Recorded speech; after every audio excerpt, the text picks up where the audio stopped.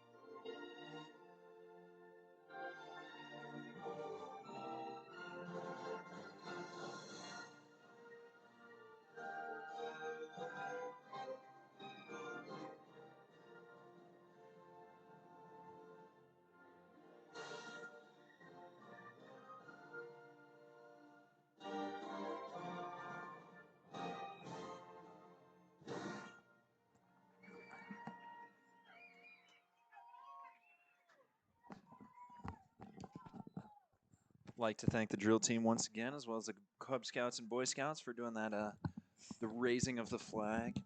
You know, there's back in the days when I used to be there, national anthem would always get me juiced up a little. You know, Ready game for the time. football? It's game time right there. You know, It is game time. I think it was Pat Tillman who said, you know, he was always ready pregame. He was fired up, but nothing fired him up more than the national anthem. Huh? Obviously, an American legend right there. But An American legend. You're Yeah. not wrong. Yeah. we got a good one for you here tonight. Chase, you got a little preview you wanna hit here real quick? A little preview of the game. You know, I mean, like what I'm expecting the game to turn out to be. Let's I'm get expecting North Fayette Valley to come out and just as we mentioned before, ground and pound. You know what I mean? We saw Monticello against Beckman and West Liberty. You weren't at the West Liberty game. I was, but obviously both teams run heavy, right? And those are Monticello's 2 losses on the year. They could not figure out how to stop the run, and that's gonna be the key to the game for this Monticello Panther team. What does each team need to do in order to secure the win and continue their season here? To continue their season play into November, I'm thinking North Fayette Valley, they've got to be able to get their run game going. I mentioned to you before the game, haven't mentioned it yet here, they've got 2 rushers, 700-plus yards, one with almost 600 and one with almost 300. You know what I mean? They've got weapons. If they can get their guys going, you know, if that offensive line can get that push, I think they're going to be good. And for Monticello on the offensive end, we know they're full of big plays, right? And if they can execute and get their big plays going, you know, that'll hype up the defense. That'll get the defense going. And I feel like that's what it's going to be. That's what's going to need to take for Monticello to get the win here. Yeah, this game shaping up to be a good one. As we approach kickoff here at Dean Nelson Field, all I can hear in my headset is this music. It is very loud. Yeah, shout out to Greg for these track hats that we got. You know, we talking to him about it last week. Shout out to Greg. They're Quite very comfortable. Very comfortable. That Bennett, are you unmuted back there? Ben is unmuted. I thought I was. You are. I will turn you up a little bit more. You're kind of a quiet fella. That's just Oh, turning I him up in our apologize. headset. Put That's the mic closer to your face. Yeah, I'm sorry about There we that, go. You're guys. good now. All right. It should be a great game here as we get set. Both teams, you said Monticello 7-2. 7-2. North Fayette Valley 8-1. Some great games have gone on between these two teams in the past Yes, years. there have. And, it's certainly going to add another one here tonight. Playoff implications here. It's the best time of year. We'll say it again. Said it last week about 70 times. Playoff season is the best season. As we get set for kickoff, Monticello elected to receive. after winning the toss. Right, and Monticello having won the last 3 matchups against this North Fayette Valley team. We'll see if North Fayette Valley can break that streak for Monticello. Yeah, North Fayette Valley used to be a dominant team. Yes. They used to running the same kind of offense that they used to run. It should be an interesting game here. You know, the playing start me up every time. You got to. Right. We talked about it last week. It's just a classic here at Monticello. Exactly. Oh, man. Well, thank you for tuning in to Monticello Sports Live, however many of you there are on the stream. Right now, 174 is what I've got. If we get any names wrong, A, we apologize, and B, please put something into the chat so we can fix it, and we will pronounce them better the next time, I promise. So I'm seeing a lot of brown on the field. What exactly are the conditions on the green? Like, what are we looking forward to? Are we going to see a lot of, people falling down like I think last week? this kickoff will set the tone. It's a little wet outside. It rained a lot yesterday, wet, but should have enough grip to hold you through. It'll be interesting to see here. So number 5, Taylor Lusum, the senior, set to kick off here for the North Fayette Valley Tigerhawks. A high end-over-end kick, fielded by Peterson at about the 15-yard line. Running near side, slips a tackler, slips another one, and he's free up the sideline. Got a parade of blockers, cuts it back to the middle, and Peterson's finally dragged down, but not before he gets into North Fayette Valley territory. Great return. Down to the North Fayette Valley Tigerhawk 44-yard line, and that's where the Panthers will start. What a great start. That is great start for them. That's where you want to get across the 50 on the kickoff, and Monticello with a all-district kicker. All you got to do here is really just get a first down and then some, just a couple more yards. Yeah, it really sets the tone for the rest of the game. Panthers in doubles. Reese takes the snap. Design QB run to the left side. Nothing doing there as he's stacked up at the line. Great defense by the Tigerhawks in there on that tackle was Israel Hernandez, the senior. Right, and one thing to look out for this game is Preston Reese. I've been told he's got kind of a sprained ankle right now. He will not be playing defense tonight. Adrian Graves taking his place from what I've heard. And offense, we'll see how he can do in the run game. Yeah, definitely a blow, but they need him at quarterback. Pressure immediately, slips the tackle. He's got a lot of running room ahead of him. And Reese able to get the first down. Shoestring tackle. They're going to mark him short of the first down. They are. Down at the 35-yard line of the Tigerhawks, so that'll bring up 3rd and 1 on the opening possession for the Panthers. Panthers bringing in the heavy set. Yep. 2 tight ends on the field now. A lot of short yardage plays out of this one here. Right. I saw an interesting flag called last week. We'll see if they do it again here. Just a QB dive right ahead. And it should be enough for a first down. They give him about 2 yards down to the 33-yard line. That'll be enough for a Panther first down. So the jumbo package gets it done. They convert an early 3rd down here. And the Panthers are still in business in Tigerhawk territory. Tigerhawks running a little too high shell here on defense. Reese takes a snap, drops back, fires, near side, caught. That's Caleb Sauser. Very elusive, and he's finally dragged down at about the 12-yard line. Jinx. You're stealing all my words. Braden Ellis finally able to bring him down, but not before he picks up another Panther first down. Panthers in the red zone already. Chase, what are you seeing on this early drive here from the Panthers? On this early drive, I'm liking the mix between the run and pass, you know what I mean? I am as well. Reese takes the snap, 3 receivers right. Nice bubble screen. Oh my goodness. What a move. Wow. Caleb Sauser into the end zone for a Panther touchdown. And that was all set up by the Tate Peterson return. But Sauser, I said it on the last play, elusive as ever. Wow. Shook that man out of his socks. And he gets the touchdown here as Castillo will get ready for the point after attempt. Yeah, and the Panthers just methodical drive. They got it in plus territory and didn't squander the opportunity. Moved with the ball about didn't squander. That's good. Yep, 44 yards for the touchdown, capped off by Caleb Sauser as the kick is up and good. And Castillo adds another one. So it's 7-0 Panthers in the early going And I want to look at, I didn't have a chance to look at like North Fayette Valley stats, but I want to see how much they're allowing per game because that defense might have to tighten up here. We'll see how the game goes, but Panthers looked methodical on that drive, just having just about anything they wanted. Yeah, just under 2 minutes, 159, which makes sense considering where they got the ball after Tate Peterson's amazing return. Apparently, there's no defensive stats for North Fayette Valley. I'm looking at the score. Like, just give me the scores. Right, right. Yes, I'm getting that up now. Oh, also, yes, their only loss has been to walk-on. Who was actually playing tonight against Comanche, right? Yes, they are. Yeah. And the winner of this game will, I believe, go on to face the winner of that game. I correct? believe so. I think that's how it will work. I think that is how it would work. Kim nods her head yes, so we'll trust Kim. Yeah, the Tigerhawks played Union in a game similar to what we saw last week here at D. Right, Nelson yeah. Field.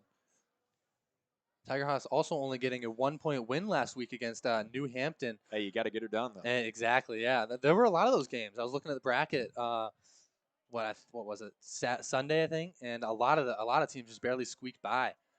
1-point win, 3-point win, stuff like that. And that's just that playoff atmosphere, you know. That's what we like to see here. So Castillo gets set to kick off for the Panthers. Tee it up at the 40-yard line. Tigerhawks back deep to receive. Lose them as well as, I can't read his number over there. I want to say that's Caden Kerr, number 3. Oh. Could be wrong, though. Standing at about the 5-yard line, awaiting this kick from Castillo. Castillo high end-over-end kick to the far side. Fielded at about the 10-yard line. Running near side, that's number 7. We'll have a block in the back, I'm pretty sure there. Caleb White with the return, and he's up to about the 24-yard line, but this penalty will bring him back a few. Gage Guilford in on that tackle for the Panthers. He's been a special teams monster this year. Yes, hasn't he has. He has. Been Gage Guilford? Yes, been doing a little bit of He, everything. he has been doing a little bit of everything, especially on special teams. So it'll That's his specialty. set the Tigerhawks Watch us. backwards, and they'll start at about What is that? the 12-yard line, I believe. It'll be first Something and like 10 that. from there. 9:55 left to play. Opening possession for the Tigerhawks. Coming up here. And we'll see how this run game goes for North Fayette. White takes a snap and shotgun. Run to the far side. He's got some blockers. Slips a tackle. And he's out of bounds after a good gain. Looks like he got about, I was going to say 4. 5 yards. Yeah. 4 yards they'll give him. Up to about the 16-yard line. It'll be second down and 5 from there. The scoreboard says they gave him the 17, so it'll be second down and 5.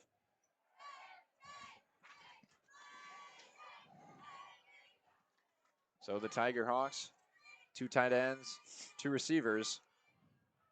Little pistol formation. Handoff to the running back. That's Luzum. Brought down by Rylan Cooper there. Gain of about, 1 yard? 2 yards, probably. Something like that. Owen Thomas in on that tackle as well. We'll have a 3rd and 3 coming up. And, this first defensive drive for Monticello could be huge for them. Getting a stop after a score, and then we'll see how they do on the punt returns. They've been really good at their return game this year. Monticello has. Yeah, facing an explosive offense, you got to match that pace here for the Tigerhawks. Interesting to see 3rd and short, expect a run. And it is a run. Looks like he has enough, spinning his way up to about the 24-yard line, and that'll do enough for a first down. Be a gain of 5.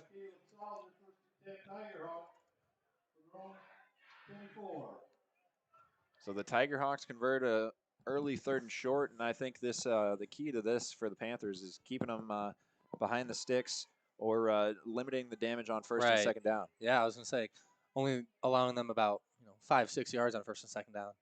Snap to White. It's a QB keeper to the near side. Slips a tackler, and he's finally dragged down, but not before a gain of about 3 or 4. I'll give him 3. I believe it'll be second down and 7. Caden Sternhagen in on that tackle there. Oh, looks like Preston is playing defense. I just realized that. Sorry, yeah, that was very random. That was quite random. He must feel confident in his ankle to go out there and do that. Right, But right. we'll just see if he's still in as the game progresses. So the Tiger Hawks break the huddle. 2 receivers to the far side.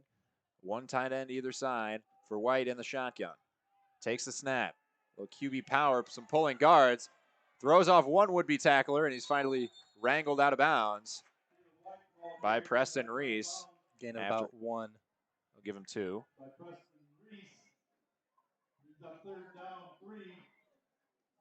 It'll be 3rd and 3. Another 3rd down upcoming for the Tiger Hawks here, and they're taking time off the clock and punching the ball down your throat like they do every game. I think another big aspect of this, especially later in the game, will be how tired can you make the Monticello defense? Because, Chase, like you said, they have what? 4 players that are at least close to 300, the 2 that are over 700. Right. You can switch these guys out essentially with not much of a difference, I'm guessing, if you're able to run all 4 efficiently. So will you be able to just keep all that energy, all that power in your 4 halfbacks as the Panther defense gets worn out? Lism picks up the first down there. Ben's writing a book over here. I'm sorry, guys. Hey, I appreciate you jumping in. Chase didn't have anything to say, so. Was that White who kept it? Who had the No, ball? that was Lism. Ah, yes. My apologies. The Tiger Hawks under center now. White will take the snap, drops back, handoff to the fullback, number 44. That's Blake Reichter, the junior. And he's got Gain of 5. I'll give him 4. Okay. It's gain I'm of 5. just kidding. Goodness. I'm going to keep doing that all game if you keep stealing my stuff to say. So it'll be 2nd down and 5 for the Tiger Hawks here. Ball spotted right on the 40. Takes the snap. And to Lism to the far side. He finds his way through the defense, and he's tackled right at the sticks there, right at the 45-yard line. We'll see if they give him enough they will give him enough for the first down. Okay. Riley Cooper in on that stop. 5-yard gain. And the chains keep moving. Right, and picking up on what Ben said earlier is, with the run game, they're going to drain a lot of clock this game. Yeah. I would expect to see the time of possession largely in their favor. Yeah, keep that Panther offense on the sideline as the Tiger Hawks take the snap. Hand off to the fullback. That's Reichter, and he's got a gain of about 1 or 2. They'll give him 2 up to the 47-yard line. A.J. Phelps in on that tackle. I mean, last week, I forget what I was going to say there, but like I said, the Panthers had him, it looked like, stacked up at the line, and he's still able to fall forward for a couple and keep his legs churning and get a gain of 2 as we have 2 receivers near side. White takes the snap, hands it off, and Lism slips down immediately. And he'll lose a yard, so a big 3rd down, 3rd and 9 upcoming here for the Tiger Hawks at about midfield, around close to midfield. It'll be 46-yard line where the ball is spotted. It'll be 3rd and 9 from that spot. What do you think North Fayette's going to come out with? I'm thinking a type of play action, if anything. Might try the I was thinking more of like couple misdirection runs. Yeah. I was thinking of like QB misdirection, Come Under on center, our side. White takes the snap. Hand to Lism. Finds his way on the far side, and he's tackled after a gain of about 3 at the 49-yard line. It'll be 4th down and about 6 from that spot. Bartachek and Reeson on that tackle. And unless their punter is someone who's a large part of their offense, I didn't see a punt crew come out.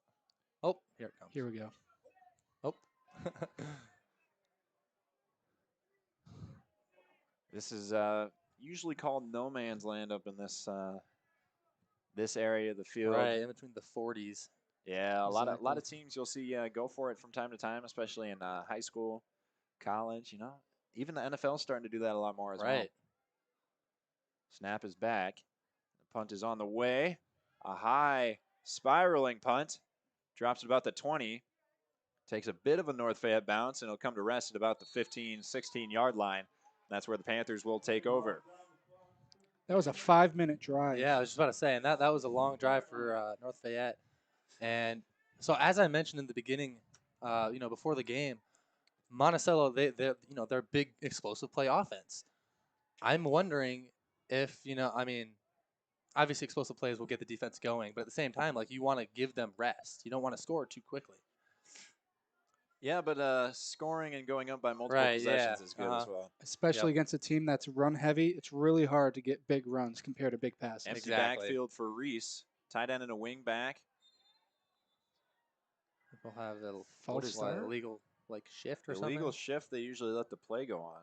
Oh, do they? Okay. Yeah, it'll just be false start. I don't know who that was on. I'm not sure either. Yeah. Nonetheless, it'll set the Panthers back about 5 yards. It'll be 1st and 15 from just outside the 10-yard line.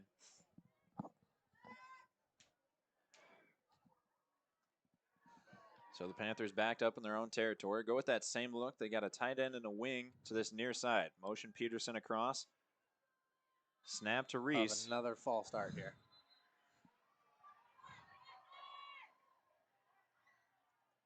We got another false start. And the Panthers will go back to that normal set. So 1st and 20 coming up for the Panthers on this their second drive here. I mean, that's not the ideal start to this drive that you wanted. Obviously, this drive, you wanted to go out and score, go up by 2 scores. Difficult to do here. Trying to give them a different look possibly was the offense. And instead they come back to doubles now. Reese takes the snap, standing in his own end zone. Fires deep, far side. Got a man just out of reach for Caleb Sauser. Wow. Who had beaten everyone on that side. Daylight. Wow, yeah. That was a great throw, though. That was a good ball. Thing traveled about 50 yards. Yeah. 40, 50 yards. We are being told that 44 is Reister. We appreciate you. I will get that changed. Snap to Reese. 2nd down and 20. Fires near side. Caught by Peterson. Makes a move to the outside. And he's finally dragged down at the 30-yard line. Wow. But it's a gain of 25. They'll give him the 32. Or the 31. It'll be a 26-yard gain and a 1st down for the Panthers. And there are those big plays for Monticello. Just when you thought they were backed up, they hit a 26-yarder. Right, yeah. Snap to Reese. Hand to Sauser on the jet. Finding some room near side, and he's dragged down after a gain a couple by Martin Rawson, the senior from North Fayette Valley. They'll give him 3. So it'll be 2nd down and 7 for the Panthers from their own 34-yard line.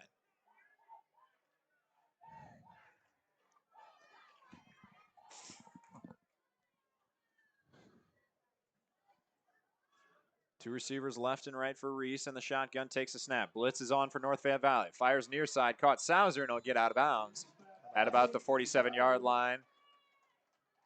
Gain of about 15, 16 yards. And the Panthers are near midfield already.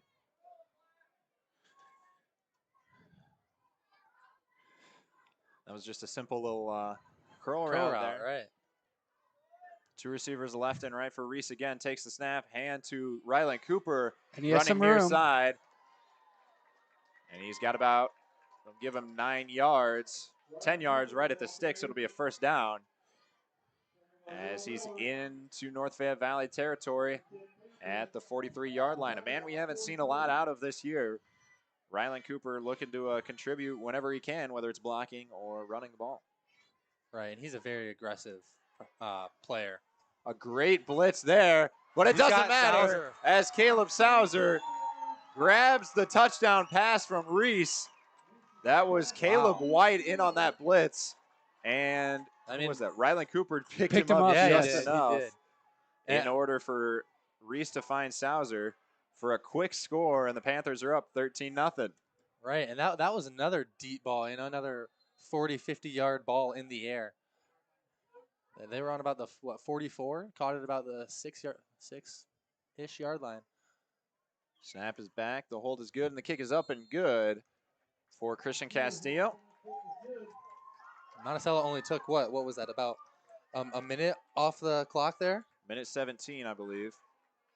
And they go up another score, so it's 14-0. Let's take a look at that play, Sean. Oh, did you get a replay of it? I did get a replay. Don't do this too often. Oh, it's going to be a long replay. We extended the the replay button. It was too short earlier, so now we extended it. But yeah, you could see Caleb White coming off that backside on the blitz and just blows through Cooper, but he gets just enough of him. And Reese just finds Sauser, who got past the whole defense. And yeah, that's easy pitch and catch there. Right, and I mean Reese and Sauser. I mean they've had the connection all year long. Sauser coming into the game today with 1,200 receiving yards and 12 touchdowns. I mean he's his go-to guy. Sauser's release and route running is impeccable. You know what I mean? Does he still lead the state in receiving yards? He does. I'm pretty sure. That does not surprise me because sure. Not a lot of people hit 1,000 in a single high school season. Castillo tees it up for the Panthers as they'll kick it away. White and Lusum standing back at the 5-yard line for the Tiger Hawks.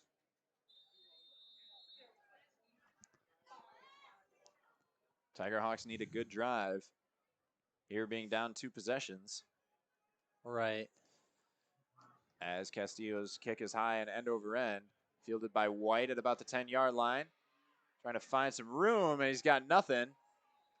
Down about the 28-yard line. And, you know, as you sorry, Jeff.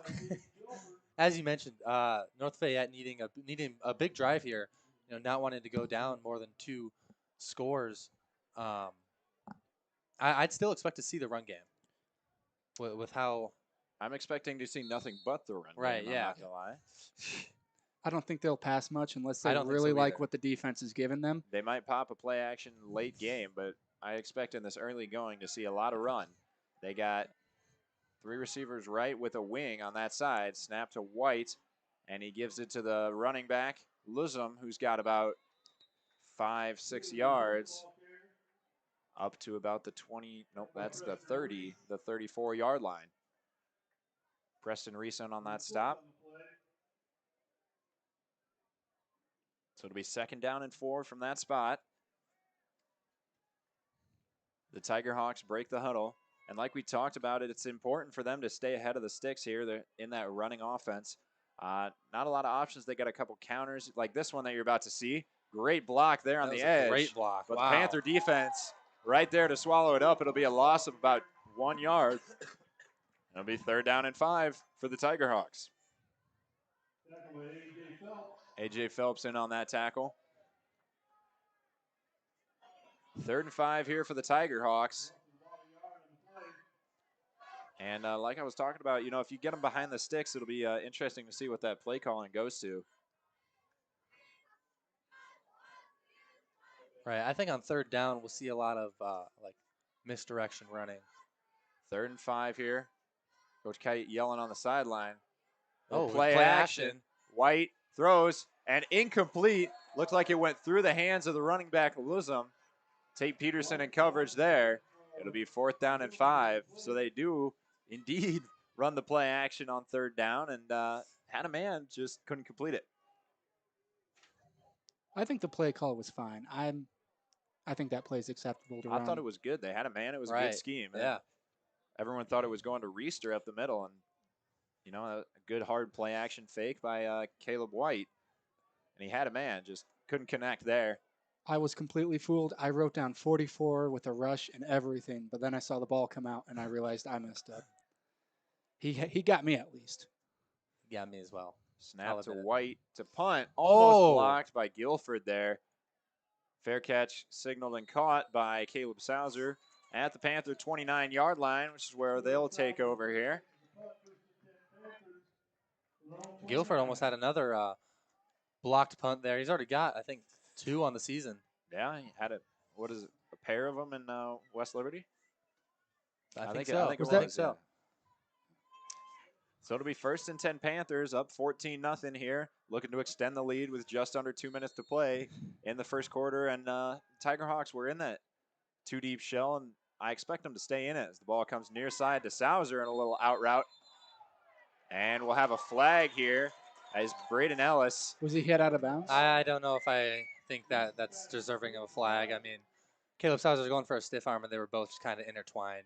I'm not sure if I'll So what's the agree call? with They're this. gonna call it on the throw afterwards. It looked like he kind of tossed him, but I'm with you. No, Could go yeah. either way.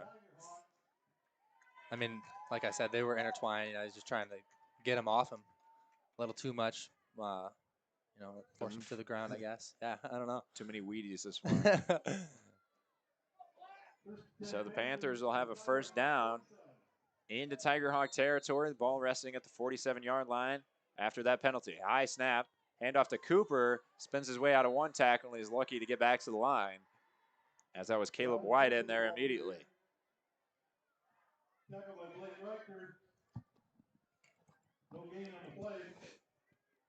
So it'll be 2nd and 10. Minute 30 left to play here in this first quarter. And that North Fayette defense looking to stand tall here. Reese fires near side, caught by Caleb Sauser, and a good diving catch at about the 40 or the 36-yard line. And that'll be enough for a Panther first down. It'll be right at 10 yards.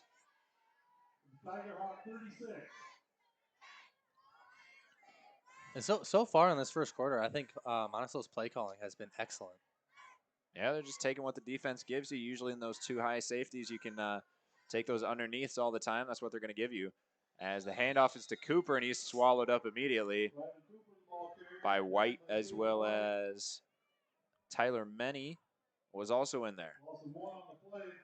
He'll lose one. It'll be 2nd down and 11 for the Panthers. The Tiger Hawks seem to be all over that handoff running. It'll be interesting to see if the Panthers stick with that or if they go back to Reese running the ball here. Snap to Reese. Little bubble screen to Sauser, and he's hit immediately and taken down by Nick Cook. That's a good play. That is a good play. They read that beautifully. Yeah, loss of about 4 yards. The ball will be at the 41-yard line, 3rd and 15 for the Panthers upcoming. This North Fayette Valley defense, they're standing up here. And the Panthers are going to let this one go to quarter. So we have 1 in the books. And 14-0 is your score. Panthers on top of the North Fayette Valley Tiger Hawks.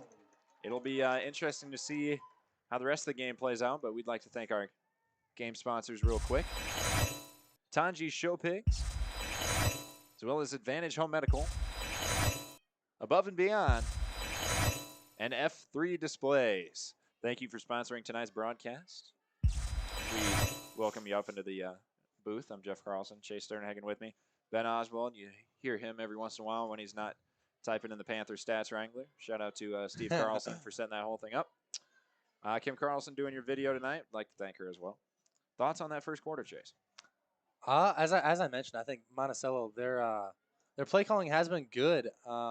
Obviously, North Fayette's defense has been all over the run with Rylan Cooper.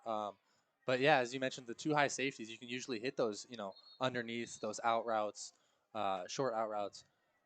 And I mean, that's what Monticello's been doing, and it's been working excellent for them. It really has. It'll be interesting to see as you see Justin Raker cruise through the studio here. You guys can see better than me. Is North Fayette blitzing there a lot, or are they just getting normal pressure with their D-line? They're getting good pushes on the D-line. They'll bring White and the outside backer every once in a while. So for our 3rd and 15 for the Panthers. Two receivers left and right for Reese in the shotgun. We'll have a timeout. Looked like they wanted to get 5 free yards out of that.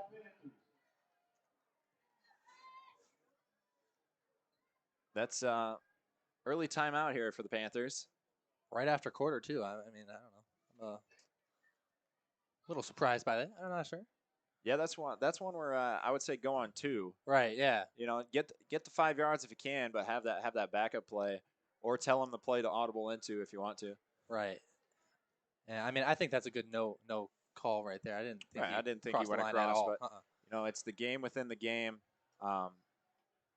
that Coach Wilson's playing. An offensive genius as well. Right. Really dialing up the plays here tonight for this Panther offense. We'd like to give a shout out to the grounds crew, maintenance crew, for setting up the field. Looking purty as always. Beautiful Panther. Yeah. Paw, I guess. Yeah, it's What else would it be, Chase? He said Panther and didn't stop. Or he stopped. Wow, I can't talk. It's Third and okay. 15 for the Panthers now. Ball at the North Fayette 41-yard line. Cooper to the left of Reese in the shotgun. Takes the snap. Deep drop, looking deep. Far side, he's got a man. A high. Oh, my gosh. That was a beautiful ball. Yes, it was. That thing it just looked like it was in and out of the dropped in there. hands of is that That's Schilling, I believe. Schilling? Okay, yeah. I mean, it looked like he had it. He had It it. was He just had in his and out. guy. That's a good look. That is a good look. Great throw. I thought that was good defense as well. Yeah, right there to contest that catch, make it not a simple one. Right. So it'll be 4th and 10 now. The Panthers bring out the punt team. Looks like Peterson assuming the role of the punter today. Oh, right. I was like, I thought Preston was the Ball punter. skips in. Peterson's going to run it and now kick it. I like it. I like it a lot. Ball rolling at about the 3-yard line. Down. Wow. At about the 1-yard line, I think. I don't know where they'll spot this. Great punt. Oh, my goodness. They're going to give it at the 1-yard line. Some great special teams play there. I thought Peterson was going to run for it. I did So as did I. well. I think there were people in his face, and he didn't want to punt it. So he gave her the old rugby I was punt. going to say, old rugby style. So it'll be That was a good play. Yeah, Yeah, I liked it. Smart move by Tate. The refs are going to discuss whether or not the defender slid into the end zone, I believe. I'm going to be honest. I thought he could have. He did. He did.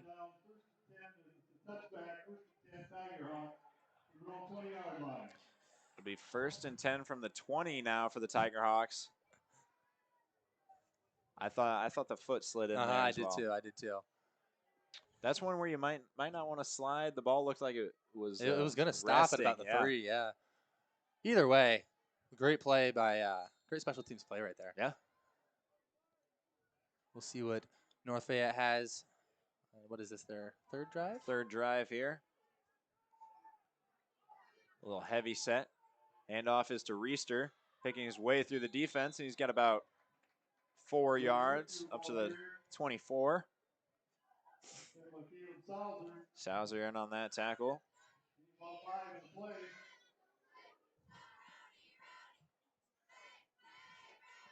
So it'll be 2nd and 5 from the 25 for the North Fayette Valley Tiger Hawks.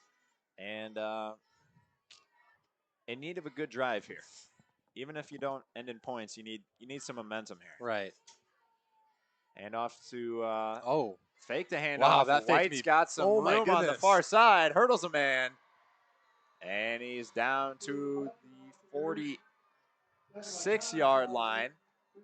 I'm going to be honest. I thought Reister had it the whole time. So did I. That was a good fake. I've seen a bunch of good fakes from this Tiger Hawk team. Well, I mean that explains why they have so many good rushers, you know? Yeah. I mean, it helps when they have so many good rushers as yeah. well. So the Tiger Hawks are in business. 1st and 10 from the 46-yard line. White takes the snap. Handoff up the middle. Lism. He's got about 5 or 6 into Panther territory. Reese in on that tackle. They'll give him the Panther 49-yard line. So it'll be 2nd and 5 from that spot. So we're under 10.5 minutes here.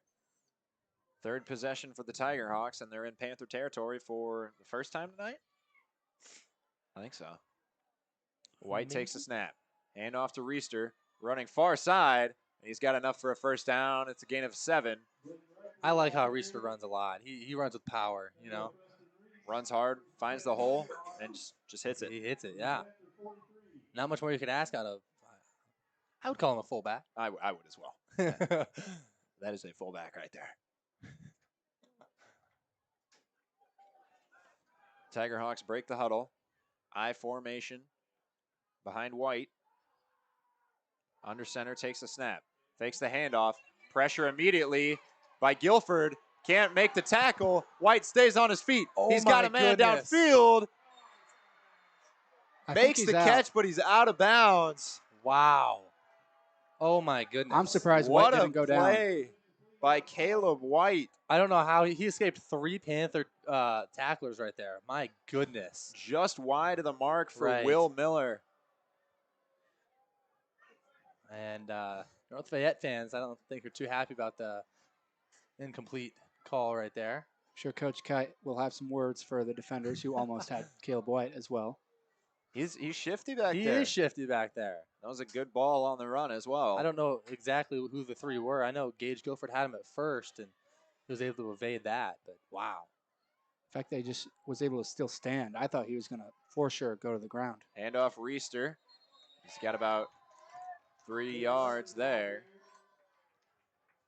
Down to the Panther 41-yard line. That would have been a huge completion. I'm going to be honest. It would have been. I just keep thinking about that play. Wow. That's what you got. You got to flush it. You can't keep Yeah, thinking right, about right. that. have a short memory. Yep. It'll be 3rd and 8 here for the Tiger Hawks. 1 receiver to the far side, tight end and a wing to the near side. And they got him to jump. Oh. A good hard count there. Wow. That'll set him up for a nice 3rd and 3 here. Much more manageable. Much more manageable. Yeah, that Panther defense did a good job getting them into a third and long situation that they Right. wanted, and just not watching the ball there.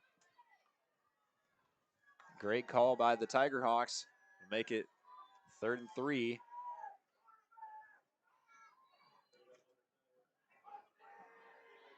And White takes the snap. Hand off to Reister. And it looks like he's going to be just short of the first down. It'll be 4th down. Ball at the 34-yard line here of the Panthers. A.J. Right. Phelps making the tackle there for the Panthers. 4th and 1 now, and I'm definitely going. they're going. Yeah, I expect Yeah, him to go easily. for it. Even if it's just that QB Right. QB sneak. That's what I'd call. Or even a dive like we saw to Preston earlier on that 3rd down. Yeah, even give it to Reister. It'd be it's quite hard to bring that guy down. We saw it earlier. White takes a snap. Hand to Reister. He's got room, and he's got the first down. And he is down to about the 28, 29-yard line of the Panthers. Right. And you were not wrong when you mentioned earlier that he finds the hole. It seems like every time he gets the ball, he's hitting the hole perfectly. So it'll be 1st and 10 Panthers here from the 29-yard line. Or not Panthers. Tiger Hawks from the 29-yard line of the Panthers. On a good drive. One that's taken well over 2 minutes. White hands off, fakes the handoff to Reister. That same play that they started the drive Wow. with.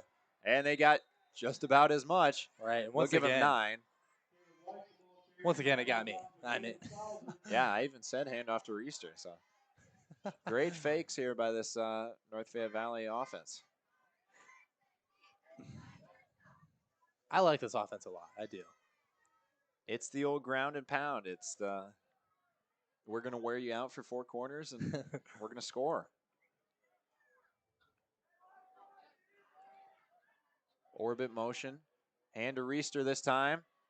And he's dragged down after about 2 or 3 yards.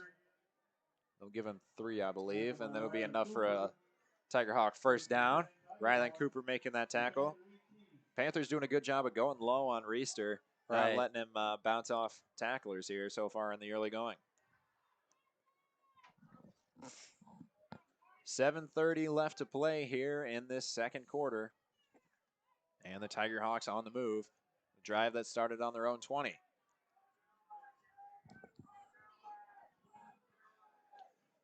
Snap to White, a little double reverse. A good move, or a good play there. Jacob Gurman, the one who ended up with it at the end. Tate Peterson able to make the tackle. It'll be 2nd down and 5.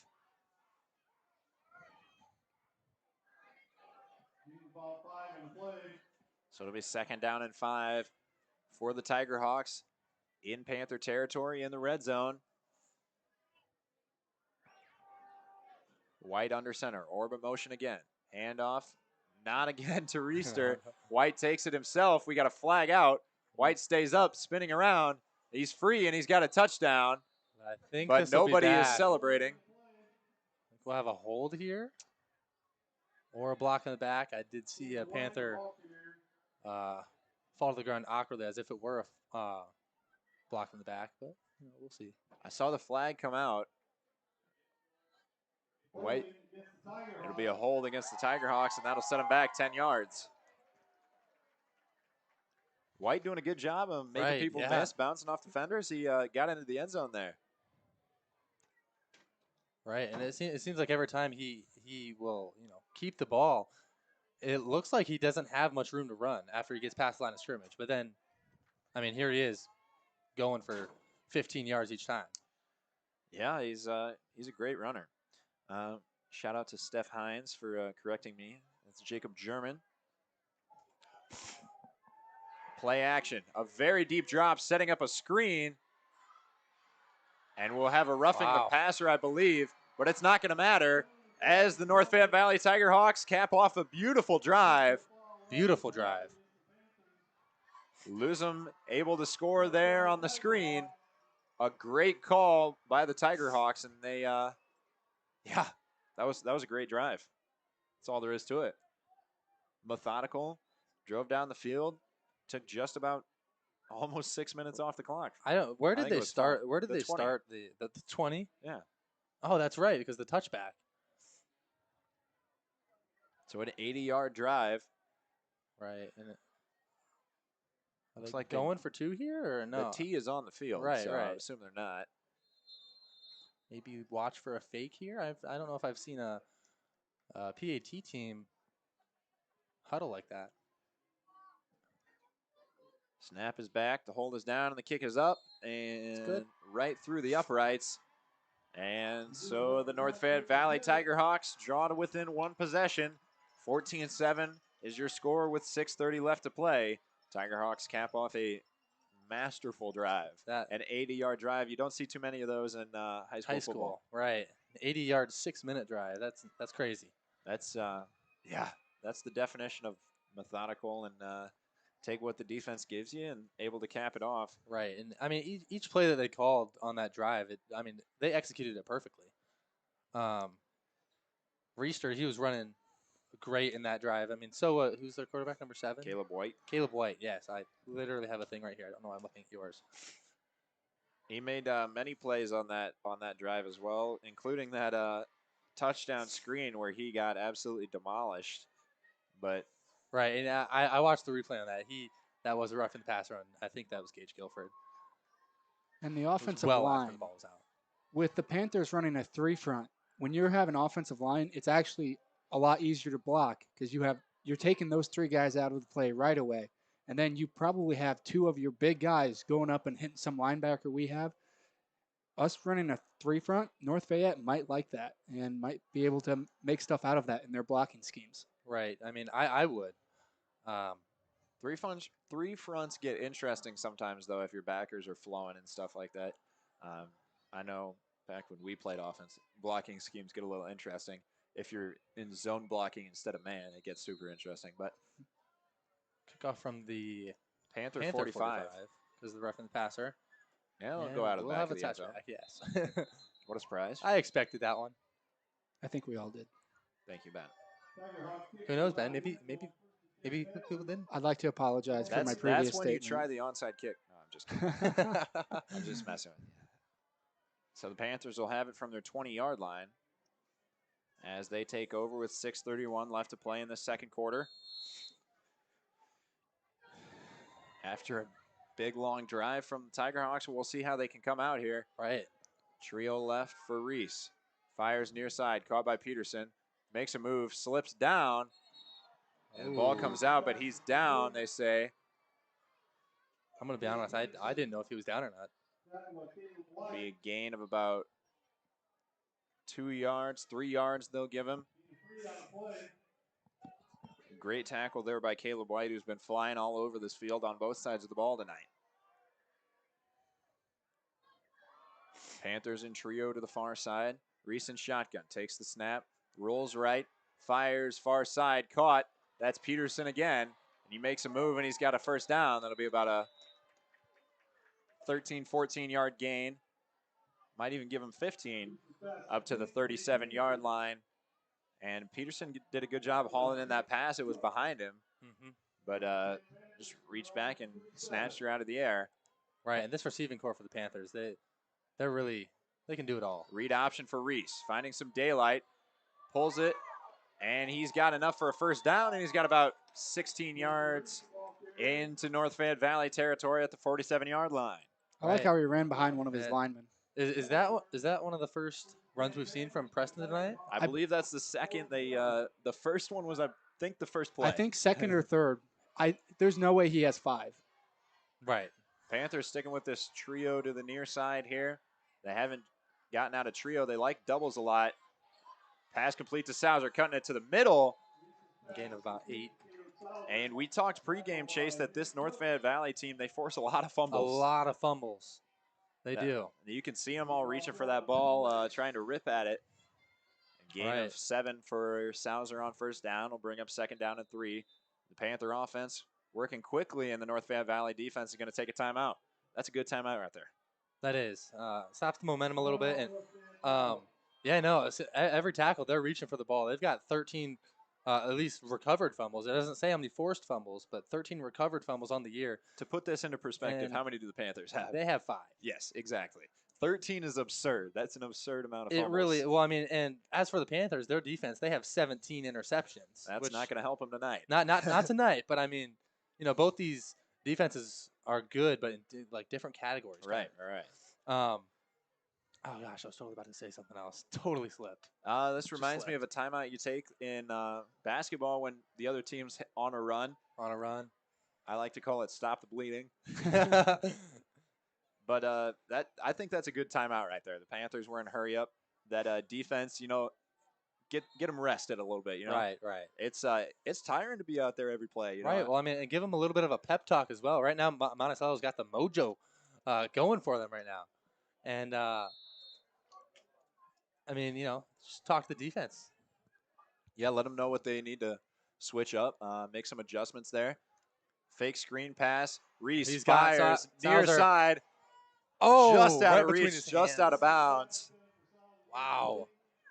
That was, I think, 4th and 3 coming up. Yeah, it's 3rd and 3. Very athletic throw off the fading to the near side. That's he's been putting some good. Yeah, he really has. He's been putting these passes right on the money. 3rd down and 3 for the Panthers. Snap to Reese. Fires near side. Caught Peterson. Makes a move. He reaches. Reaches for the first down. It'll be right at the sticks. I don't know if they're going to give it to him. I don't know what they're going to say. It's enough for a first down here. It'll be 1st and 10 Panthers from the 37-yard line of the North Fayette Valley Tigerhawks. That was a good piece of tackling there out on the edge. It really was. So the Panthers now trio to the far side, single receiver to the near side. Handoff to Cooper up the middle. Breaks a couple tackles, and he's got himself a nice gain of 8 yards. Running hard like he always does. 9 yards is what they'll give him. It'll be 2nd down and 1. Caleb Whiten on that tackle. You'll hear his name a ton tonight if these first 2 quarters are any indication. Right, and he's their leading tackler, so I'm not surprised. He really is. Doing it all. That's what you like to see. High motor on that kid. Reese pumps, fires deep left side. Ooh. Had Sauser, but that was a great play. I'm going to be honest. Taylor Lusum came over from his safety spot. I was just about to say, yeah. Had a chance to intercept that. I thought Lusum was going to intercept that. I saw him. He read that perfectly the entire way. Yeah, that's the beauty of that too high safety look. You get some help on those deep balls. Usually there's enough time for a safety to get over there. So it'll be 3rd down and 1 for the Panthers here. Design QB run. I was about to say I would be surprised if it's not that. We got a hold. This looks like it'll be a hold or a flag. This looks like it'll be a hold. Can't talk. I'm getting ahead of myself. I'm pretty sure you are correct. I'm pretty sure two flags came flying in. As we'll repeat with. It'll be a hold, so it will be 3rd and 11, right? Yep. Less manageable here. Where do you think that Castillo can hit from in these conditions right now? I'm still trying to convert here. I don't know what you're talking about. I'm playing for 4 downs right now. Okay. All right. Get half of it back right here. So it'll be 3rd and 10 Hold must have been a yard downfield, which is why it's 3rd and 10 and not 3rd and 11. We're under 4 minutes here to play in the first half. Trio right for the Panthers. Snap to Reese. Rolls out right. Pressure immediately. Stiff arms one guy. Oh, finds my a man goodness. downfield. He dropped had it. the catch. Wow. And drops it coming to the ground. That's Peterson, I believe. Wow. That was a ball and a half. Yeah, he had it too. I think the ground forced it to come out there. That was a good play over there by that safety as well. I didn't catch his number when he was flying over there, but came in, made it not an easy catch for Peterson as well. Right, and I think the Panthers are going to go for it here. I like the call, given where they're at. Yeah, I think you're, like I said, I was playing for 4 downs. Oh, we're going to have a maybe timeout not. Panthers here as well. Talk didn't about like, what they didn't want like to the do. look they saw or something like that. Right, 4th and 10, obviously got to go for the 10 yards. I'd like to thank our sponsors tonight. Tanji Show Pigs, Advantage Home Medical, Above and Beyond, and F3 Displays. Thank you for sponsoring tonight's game. Sorry, you go ahead. No, go for it. Okay, I've never heard of F3 displays before. I'm going to be completely honest. I follow him on Instagram. Jamie Furmeister does it. Oh, he does? Okay, Yeah, okay. yeah. Yeah, I don't think I've ever heard of that. It's my first time. Now I know. It's a good time. Now I know. What a great talk we just had, Chase. So it'll be 4th and 10 for the Panthers here. 3:47 left to play in the first half. And we'll see what Coach Wilson has drawn up for this offense. We'll see what the defense for North Fayette Valley has. They're running that 3 front as well, Benny. Yeah, I was going to say, I think we had a false start on Peterson. But I guess we'll see.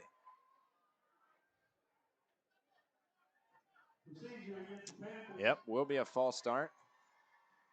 It'll be 4th down and 15, and now they will bring the punt unit out. Chase, if you keep taking the words out of my mouth, we're going to have some issues, buddy. Fight me. I will, right here. Right Please here. don't. Benny, we haven't heard from you in a while. Ben, are you Switzerland? I'm doing the stats, Jeff, and I can't see some of the games, so I figured I'll let the people who can see talk about the game. Fair enough. I respect it. Panther punt team comes out.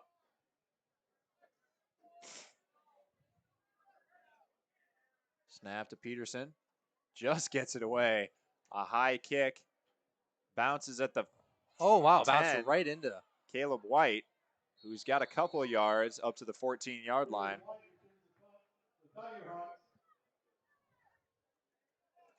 So it'll be 1st and 10 Tiger Hawks from the 14. I thought that was going to, be a good Panther bounce there, but it bounced right into. Was that Caleb White? Yeah. Yeah. Remember when I said he does everything? Yeah. Just assume it's him. Okay. From now on, I'll just say Caleb White. Caleb White? I'll correct you if it's not right. So the Tiger Hawks take over on offense, looking for another big drive to end the half. Fake the handoff to Reister. White looking for some room, slipping all over back there. Yeah, that was. We talked about it pregame. He's got about a loss of 4. Yeah. He was slipping everywhere. I thought there would be a decent amount of grip.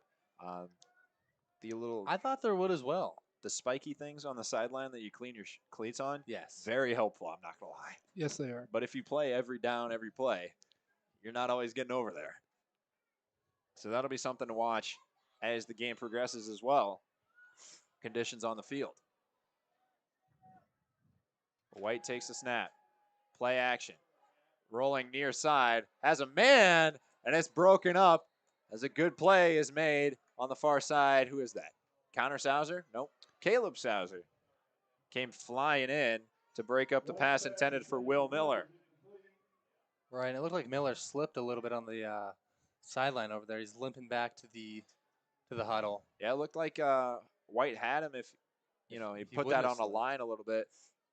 Wouldn't have given Sauser as much time to get over there, but you gotta get it there too. That's half the problem. So 3rd down now and about 14 for the Tiger Hawks. Another play action.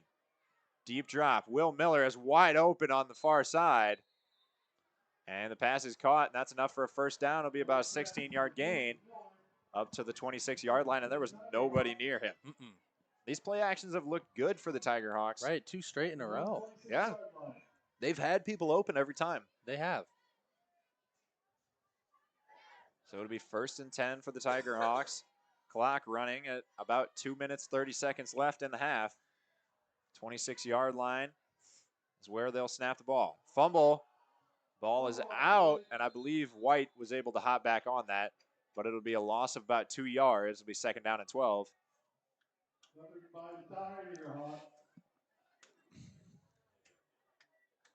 They'll only lose 1. It'll be 2nd and 11 as we approach 2 minutes left to play here. White takes the snap. Handoff running near side is Luzum. Schilling with a good tackle on the outside. It was a great tackle. Third down and 5 now for the Tiger Hawks.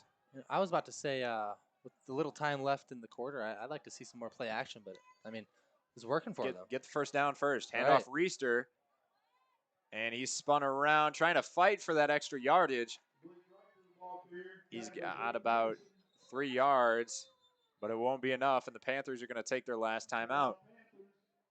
It'll be 4th and 2. Big 4th down here. Yeah, what are you thinking? I'm thinking if I'm North Fayette, I'm giving it to Reister. That's what I was thinking. Giving it to Reister. And then you just say thank you, Monticello, for taking the timeout. Right. You have 2 as well, so there's your 3 timeouts. Exactly. And, I mean, as you mentioned, every time they do play action, they have someone open. You know, they do. I would like to see that, you know, just like, I mean, because you got to get down the field in a minute and a half. Right. So, I mean, I don't know. It's a tough situation for me personally. I mean, I don't know what you would call here. I really don't. I don't either. That's why we're not coaches. This is correct.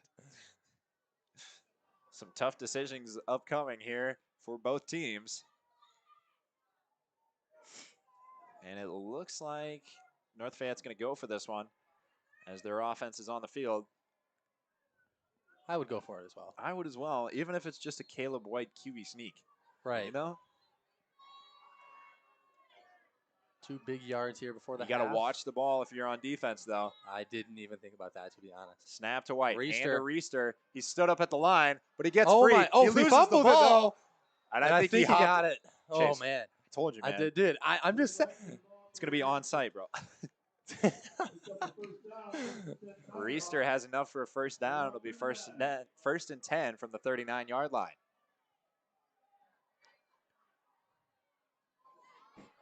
Snap to White. Double reverse again to German. And he's got some room on the far side. And he's finally out of bounds. Into Panther territory at the 46-yard line. Clay Moser right there. He was that lead blocker, and he just Cleared kept up with he cleared the way. I mean, I don't have any other words for him. That was beautiful blocking by him. Wow. That's what you want from your lead blocker. It really is. You know, What is he, the guard? He probably pulled. He probably pulled. That was great. That was a great block. So 1st and 10, North Fayette Valley. A little play action here. 44, Reister wide open. There it Pass is. does go to him. Oh my gosh, what a hit by Tate Peterson. Wow. Tate Peterson, he's a small man. He just hit a big man like no other. Wow. Thanks for laying it out for us, Chase. Nonetheless, pass is complete down to the 33-yard line of the Panthers. And with under a minute to play, the Tiger Hawks are under center once again. White takes a snap. The same play with German. German's finding some room, and he's got about 9 yards down to the Panther 29-yard line. I'm going to be honest. I am amazed by North that's Fayette a 24. Right now. They take a This is timeout with great. 45 seconds. This is a beautiful, 45 seconds that they just had? They had more. It was like 2 minutes. It was at 1:30 actually. No, I mean like since the Monticello timeout, since the 4th down. And, I mean they've executed perfectly. Wow. And I don't know how good their kicker is. Are they in field goal range? We have no idea, Ben. I could tell you. Give me a second. Thank you, Chase. You're welcome. Field goals, they've got one field goal on the year, long of 32. Not terrible. Not terrible. Really isn't. They got 2 field goals, both 32 yards. Oh, wait, no, never Nope, mind. just That's one. team. Trust me. I do trust you now. So they're getting close to range here. This will be about a 34 if they. Nope, sorry. It'll be a back 7 yards. It'll be a 41. I was gonna say, yeah. I forgot to do the old add 7. Add 7, right. It's my least favorite part of it because Right? Football math is so much different from anything else. It is. You're adding weird numbers to other weird numbers. And then there you telling go. me it's more weird than your calculus class. That is correct. All right, I'm gonna disagree, but All right. Nonetheless, North Fayette Valley, White under center. A little play action here for him. Finds his My man. That's goodness. Reister again. He He's gets hit out of out of bounds. Sorry. No punches being thrown yet. He's down to the Panther 14-yard line. Be enough for a first down. And the clock stops with 38 seconds left.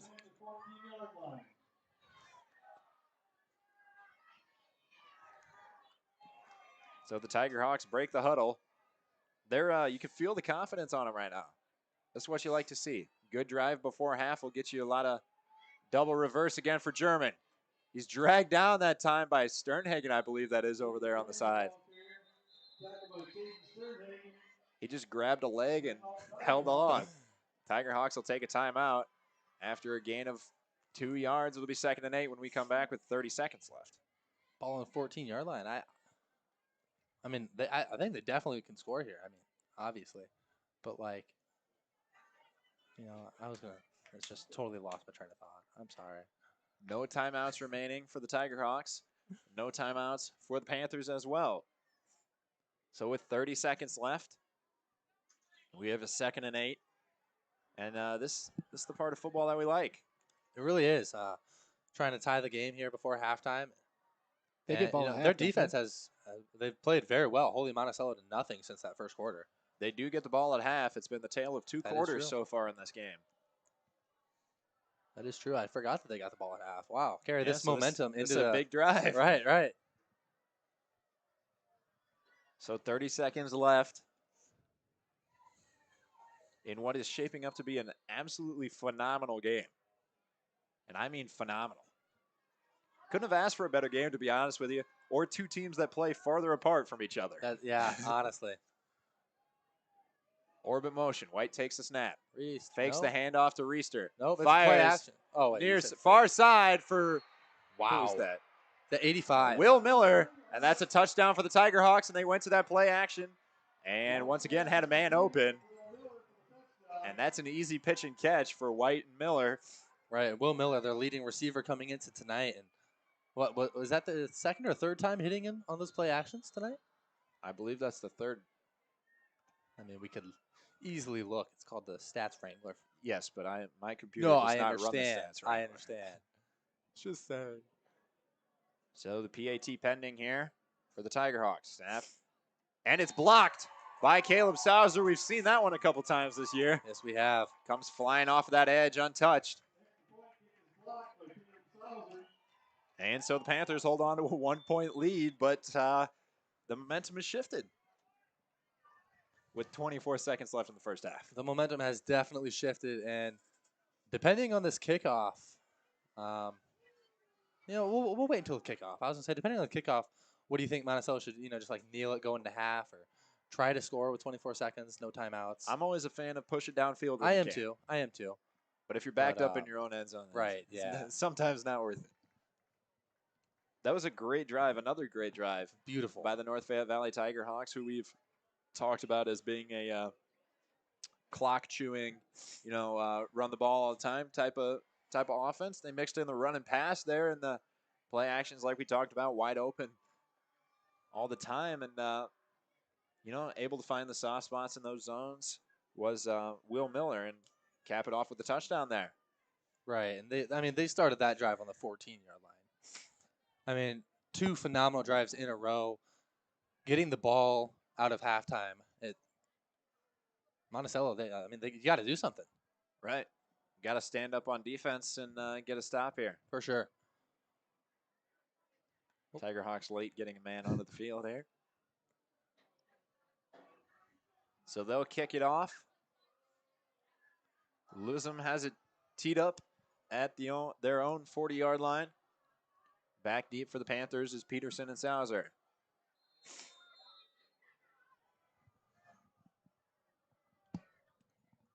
Line drive squib type. Fielded by Sauser at about the 15-yard line. Running to the far side. Oh, my goodness. Great blocking. Oh, That'll there's be a the hold. flag. Yep. Sauser's still on his feet. Oh, suplex. Gets suplexed at the end. I was going to say that was some great blocking by Monticello, but I feel like it's usually too good to be true. That's usually how it goes, isn't it? So, I mean, The offense comes on. We'll get a hold against the Panthers. Yeah, like the 26 is where they'll start, I think. So from the 26, do you just kneel it or full send? Or run the ball a couple times. At least once. At least once, right. Who knows? Maybe Reese will break one. You have no timeouts, I mean. 74 yards. You never know. Right? It's football. Anything can happen. Exactly. I've just never been a fan of kneeling it at half.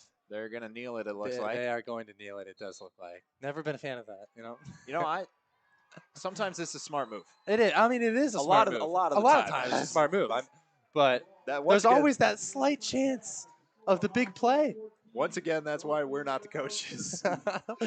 Oh, man, we'd be horrible coaches, dude. No, man, what do you mean? We'd be absolutely atrocious.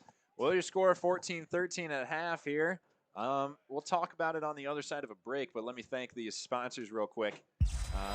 Chase, you and Benny here. You can mute yourselves now. Yeah, I did. Like to thank Tanji Show Pigs. Tired of paying high prices at the meat counter? Save money by buying pork and having it processed at a locker.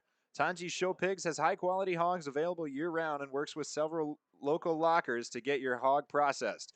We offer whole or half hogs that are grown outdoors. By buying hogs from Tanji Show Pigs and choosing a local locker, you are supporting 2 local businesses.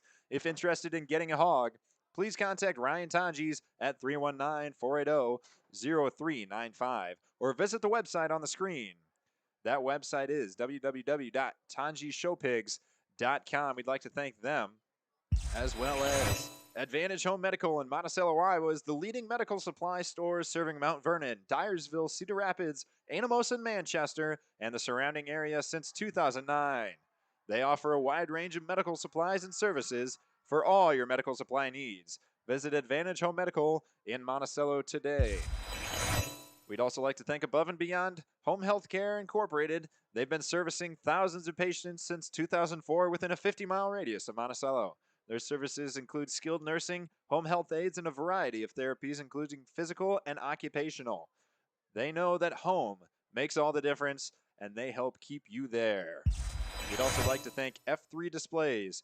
Finding sports collectibles can be a challenge, but properly displaying your favorite items can sometimes be even harder. At F3 Displays, they create great ways to display your collectibles. Contact Jamie, Matt, or Mike at f3displays.com. F3 Displays, where your memorabilia is not meant to be just a memory.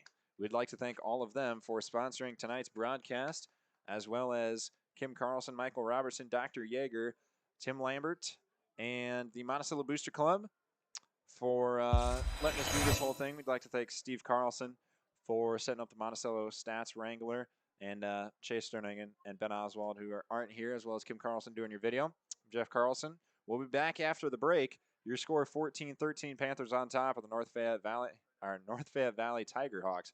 Don't go away. We got a good one here in just a few minutes.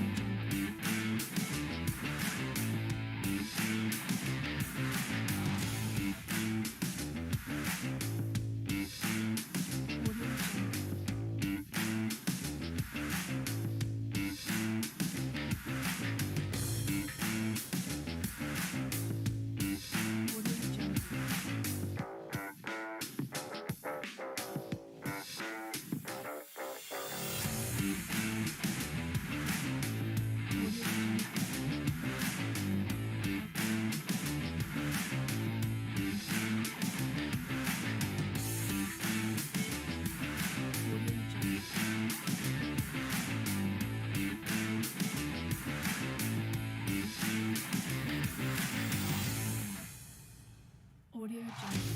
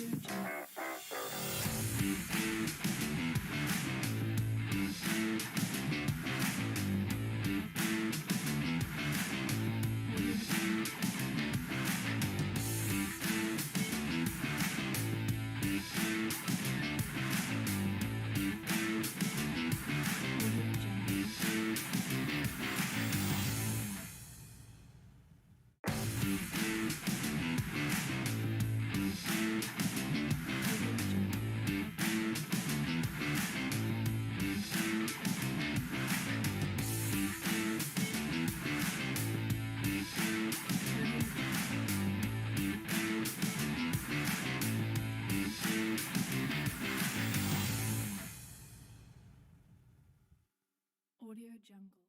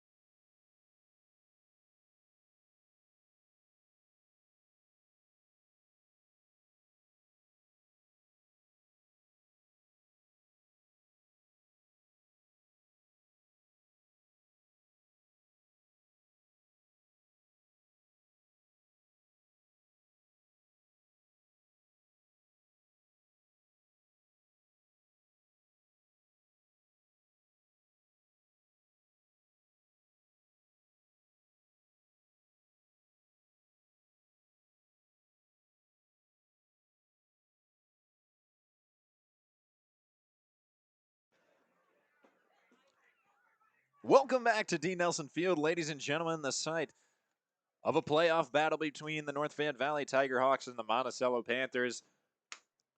14-13 is your halftime score as the seconds tick down. I believe they're going to add another 4 minutes for the warm-up period that no one ever really needs, especially in playoff atmosphere. Everyone's too cold. They don't want to be doing that. But welcome you up in the booth. Jeff Carlson, Chase Sterling, and Ben Oswald here with you. Kim Carlson's doing your video. We'd like to thank, that's her hand. I'd like to thank Steve Carlson for setting up the Panther Stats Wrangler. It's doing amazingly right now. I will have you know. You should be proud of that. We'd also like to thank our sponsors tonight, Taji Show Pigs, Advantage Home Medical, Above and Beyond, and F3 Displays. Without their support, this broadcast would not be possible. We would not be here. We appreciate it a lot. I also appreciate all of you tuning in and listening to our shenanigans and us talk about random stuff throughout this game. So, welcome back up into the booth. Like I said, I'm Jeff Carlson. Here's Chase Sternhagen. He's going to tell you his thoughts about that first half there. My thoughts about that first half? Am I now? I will. I think that, North Fayette, their last two drives, they were insane. An 86-yard drive and then an 80-yard drive. Well, the first one took about 6 minutes, and then that second one, they took about 3.5 minutes. They really got it going after that 4th and 2 conversion. There was a minute 30 left at the time of the fourth down, and they were able to go down and score in a minute. Yeah, like I said, I said it when Monticello called that timeout. If you're North Fayette Valley, might as well go for it. Right, yeah. Take that as an extra timeout. Thank you. And they certainly did. It was a good half. Looking forward to the second half. Benny, what are your thoughts? You got some good stats to show us here? I'm not on this actual stats I page. forgot about Okay, that. well, I was going to say something about Monticello, unless do you want to talk? Well, I think North Fayette on both sides of the ball, their lines have done pretty well. Like, even though they are blitzing a lot, and those blitzers are getting instant pressure if they're not blocked by a halfback, just on defense and offense, they are doing really well at the line of scrimmage, and I think that's helping them on both sides of the ball, especially on offense because of how much they run. Yeah, the time of possession battle is a little off. Oh, okay. Wait, no, it's not. Wait, yeah. No, that's right. That's right. Okay, Yeah, cool. it's showing North Fayette just about doubling the Panthers' time of possession. 15 minutes for them and 8:30 for the Panthers. Both teams pretty even aside from that in yards and whatnot. Just from glancing at the stats wrangler. Why do you like it on that? Because I can see player stats. On the other one, it doesn't show player stats. Okay. All right. No, don't judge me. I am going to judge you. All right. I hate you. So there's that. Have there been any turnovers this game? I know there were 2 fumbles that North Fayette recovered. I think that's been it. I was going to say, though, real quick before we get going, did you want to say something? No, go. Oh, okay. Monticello, it's not like their offense has been playing bad. You know what I mean? I think they've been playing very well. It's just the last 2 drives, Fayette has stopped them on 3rd down instead of allowing them to convert. And, obviously, wow, they are body paint. Okay. It's freezing out, but you do you. Hey, whatever floats your boat, man. Couldn't be me. Could not be me. Not at all in this weather. Maybe the Unidome because it's a dome. That's a different subject. That's Continue on. completely what you're different. gonna Yeah, talk no. All I was going to say is Monticello, they're just getting stopped on 3rd down. It's not like they're playing bad offense at all. I think they're playing great offense. But yeah, if they can convert on 3rd down like they were doing in their first 2 drives, then they'll go back to their old ways. I think they can get that momentum back. Nonetheless, as you mentioned, momentum has shifted. Definitely. Kickoff from Castillo. High little squibbish kick to the right side. Fielded at about the 30-yard line by number 47. That's Jesse Grimes, the junior. And he takes it up to the 35-yard line is where the North Fayette Valley Tigerhawks will take over 1st and 10 to start this second half in what should be a great end to a great game so far.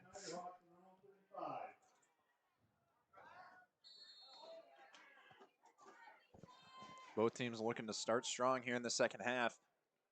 North Fayette Valley looking to build off what they did in that end of the first half there. White under center, Wishbone behind him.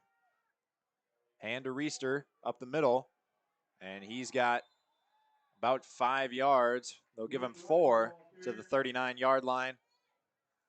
Tackle by Sauser. Caden Sternhagen was in there. There's a lot of Panthers in on that tackle. Right, and in that first half, they had their 4 rushers. We mentioned that they have 4 very good rushers, 4 different options. They all had 35 plus yards. They're really spreading the wealth. Keeping Monticello on the toes. Tiger Hawks stay in that same formation. Got a pulling guard for Reister, who's got a lane, but he slips and falls. It'll be a gain of about 4 or 5 yards. They'll give him 5. It'll be 3rd down and 1 here from their own 44-yard line. It's a good-looking run play there for the North Fayette Valley Tiger Hawks. I wouldn't be surprised if they convert on this to see that that play in the next 3 or 4 plays.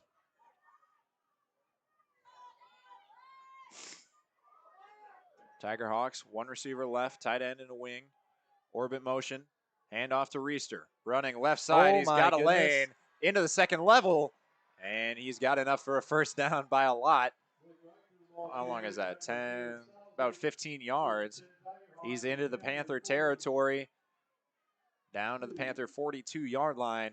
It'll be 1st and 10 from there, and the Tiger Hawks picking up right where they left off. Right where they left off. One thing that we're not seeing from this Panther defense is on 1st and 2nd down, holding them to a limited amount of yards. Orbit motion again. Hand to Reister again. Another big hole for him, and he's got about 8 or 9 yards down to the 20 or the 34-yard line. Wow. Preston Reese in on that tackle for the Panthers.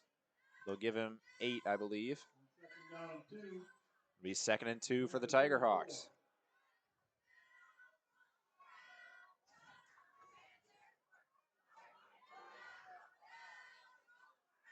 Still orbit motion here. Hand off to Reister, running that same play. Runs through a couple tackles.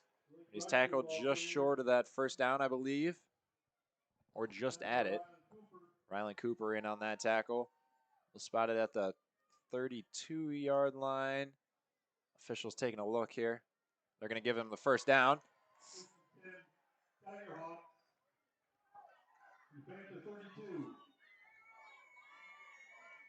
You can just feel the momentum. Yeah. That I said North Fayette has. Yeah, they're playing that ground and pound style. Wishbone now behind White. Hand to Reister. He's been the horse on this this drive here. Right. 6 straight. 6 straight plays. And at some point, are you thinking play action, or you just keep feeding him? I'm keeping. I'm going to feed him. I would too. If he gets tired, hand it off to someone else. Thank you, Ben. So it'll be 2nd down and 3 after a gain of 7 for Reister. Ball on the 25 of the Panthers. And this North Fayette Valley team moving the ball well and in chunks. Hand off this time to Luzum. Cuts inside, makes a couple men miss. He's down to about the 14-yard line. Gain of 11 on 3rd down.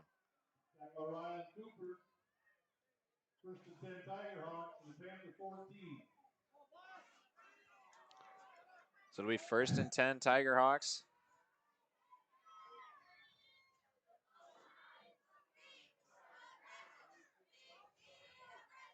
Staying in that wishbone. White under center. Takes the snap. Hand to Reister. Running near side. He's near the end zone. He'll be down at about the 4-yard line. I can't tell yard lines down there, that close to the goal line. And this front for the North Fayette Valley Tiger Hawks is getting it done right now. They really are. Their offensive line is just dominating. Yeah, I was going to say demolishing, yeah. 1st and goal from the 4-yard line for the Tiger Hawks. Lone receiver left side. We got a flag. And this looks like a false start, or? I would assume so. Right. Yep, there it is. Illegal procedure. Could be a false start. Could be something else. Who knows? I did not see it. I didn't either. The back judge, I believe, is the one who called it. But instead of a first and goal from the 4, they'll first and goal from the 9. So Not too much of a difference, Not though, to be much, honest no. with you. I mean, especially with how they've been running it, Yeah. I mean, getting 6 yards per carry right now. that's nothing nothing to shy away from here. 2 running backs in the backfield behind White. Hand to Reister, who's down inside the 5. Tackled by Cooper. It'll be second and goal from the 3-yard line. They got it all back in one play there.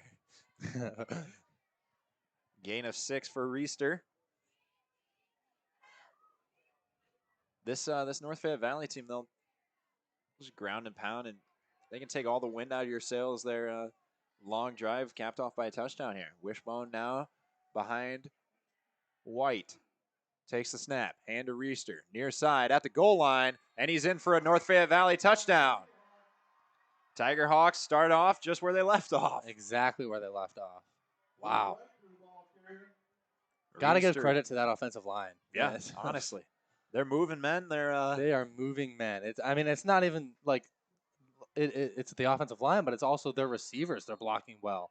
There tight was a ends, play, wings. yeah, right. There was a play down here at about the 40-yard line. Number 2, he came in. Who was that? Nick Cock. He came in just, Cook. oh, Going for 2 here. Hand off to Lism. Running near side. He's near the goal line, but He he's going to doesn't be get it. short.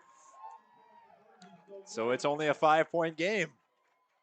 That could turn out to be big, but not if that North Fayette Valley offense and defense keeps playing the way it has been. They tightened up a lot in that second quarter and now into the second half.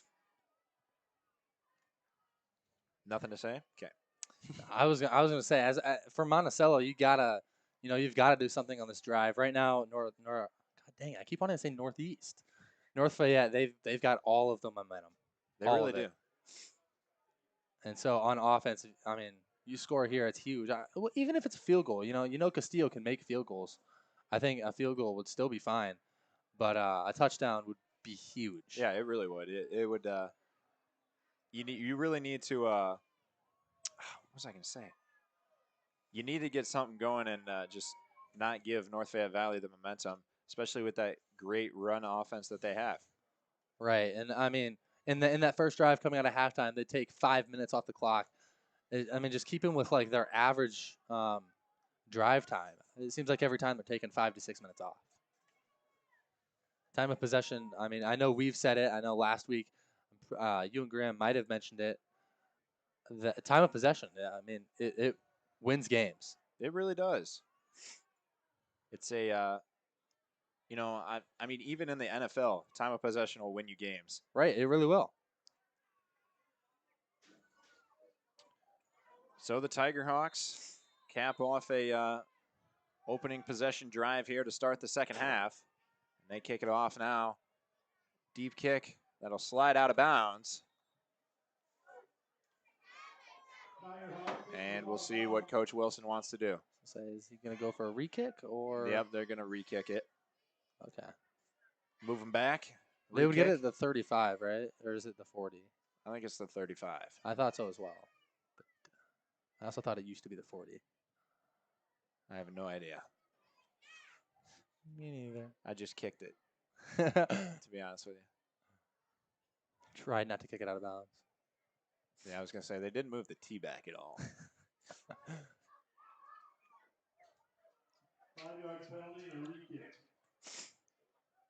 So Lism will tee it up again. Kick it off here for the North Fayette Valley Tiger Hawks.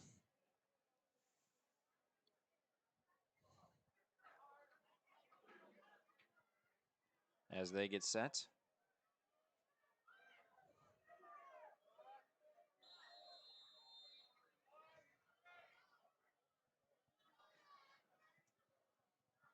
Going to the far side this time. Fielded there by Peterson. Slips a couple of tacklers. And he's up to about the 35-yard line.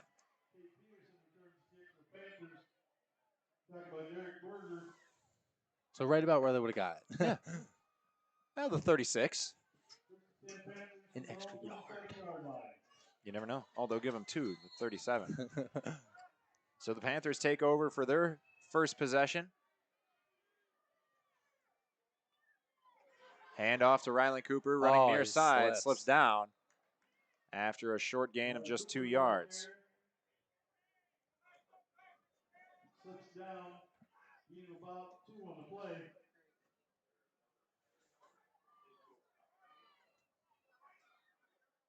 So it'll be 2nd and 8 for the Panthers here. Ball at the 39-yard line. Snap to Reese, looking near side, pumps a couple times, decides to run with it. And he's got a couple yards. He'll be up to the 48, 49. Looks like it'll set up a 3rd and 2. 3rd 3. My bad. Yeah. 44-yard line. Did I say the 48? Sorry, I meant the 44. Oh, read option for Reese. He's met at the line by White. Wow. And just driven backwards by a host of North Wow. Fayette Valley players. Who made was that Caleb White who made the Yeah. initial contact? Yeah. He stood him up. Gain of 2 nonetheless. It'll be 4th and 1. And already a big play here. Big play in the second half. Second half, 4th and 1 for the Panthers. Reese runs it himself. Oh, and he's going to wow, be short. He is short.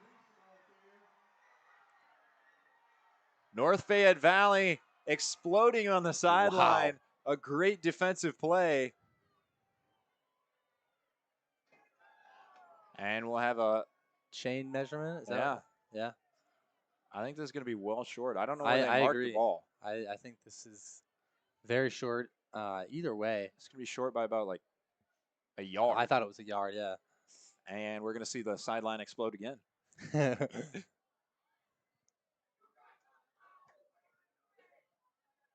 Yeah, look at Yeah. that. And just as predicted, the sideline explodes again. That seemed like a quite pointless measurement to me. I agree. I thought he was well short. Either way, I mean, big game. Right, right. Might as well check. Better safe than sorry. You got to see what Monticello's defense can come up with right here. Yes, you know, when you need a stop. When you find out what you're made of here. Exactly. We'll see if this North Fayette Valley team can keep the momentum, keep pushing it down the field, and do what they do. Chew up some clock. Do what they do, yeah. White under center. Takes a snap. Hand to Reister near side. He's got a lane. Is this going to be a hold? I'm not sure what this will be. Illegal shift on the offense. That'll set him back 5 yards.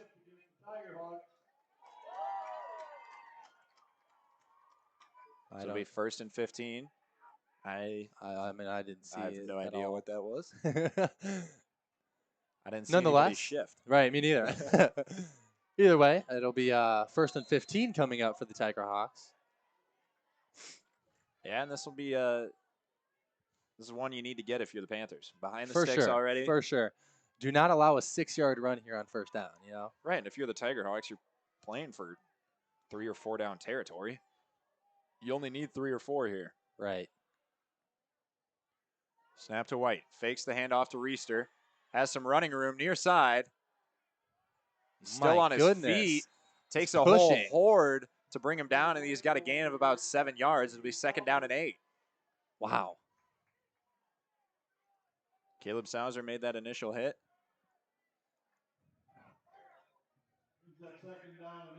It'll be 2nd and 8, as I said. A good, powerful run there from Caleb White. Started by that great fake handoff that we've talked about multiple times throughout the game. White with the wishbone behind him. Hand to Reister, and he's just had I mean, holes. that puts him over 100 yards rushing this You could game. drive a bus through that hole right there. Right. And Reister just finding room. It'll be 3rd down and about 2 yards after a gain of 6. So a key 3rd down for the Tiger Hawks here as well. And the Panther defense trying to get off the field. I would Right. expect a handoff to Reister here. 3rd and 2, I would as well. A little orbit motion here in the backfield. Handoff Reister. Has some room. Shot Wow. the gap beautifully was Rylan Cooper. I think it might be 4th and inches. It's going to be close. But I mean, you go for it.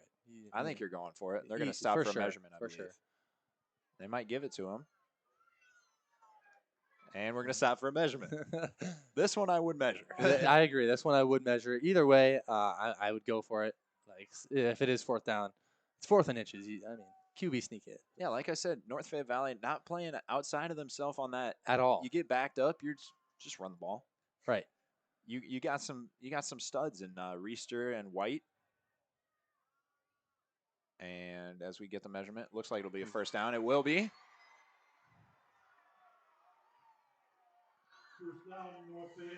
That was a great play by Ryland Cooper to come up and make that hit, but they still Right. got 2 yards. Mm-hmm. So North Fayette Valley in business here at the Panther 36-yard line.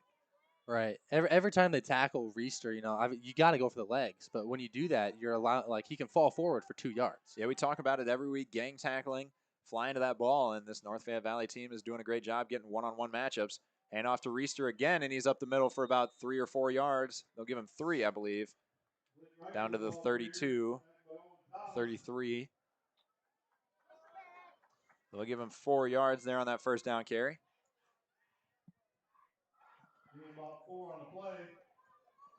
Second down and 6 upcoming here. And this North Fayette Valley team just taking time off the clock. As they do. Methodically pushing it down the field. White takes a snap under center. Fakes the handoff to Reister. Got blockers on the far My side. goodness. He's got a lane. One man to beat, and he's tripped up. But not before getting the first down and getting it inside the 20-yard line to the 16. I cannot believe this blocking that North Fayette has. They're getting her done. I'm amazed. I am. For high school football, this blocking is beautiful. That's textbook. It's the whole team. Like we mentioned it last drive, but it's the whole team. It's not just the offensive line. It's the tight ends and receivers. Kids at home, watch this. This is a clinic right now being put on of how to block the whole team. Reister running far side. He's got a couple. I don't know where they'll give him about 3.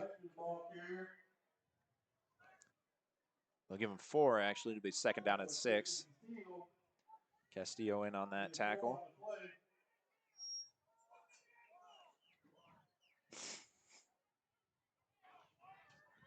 Sorry. That was a great sniffling sound. So North Fayette Valley has it second and 6 inside the red zone. Handoff is to Reister, I believe.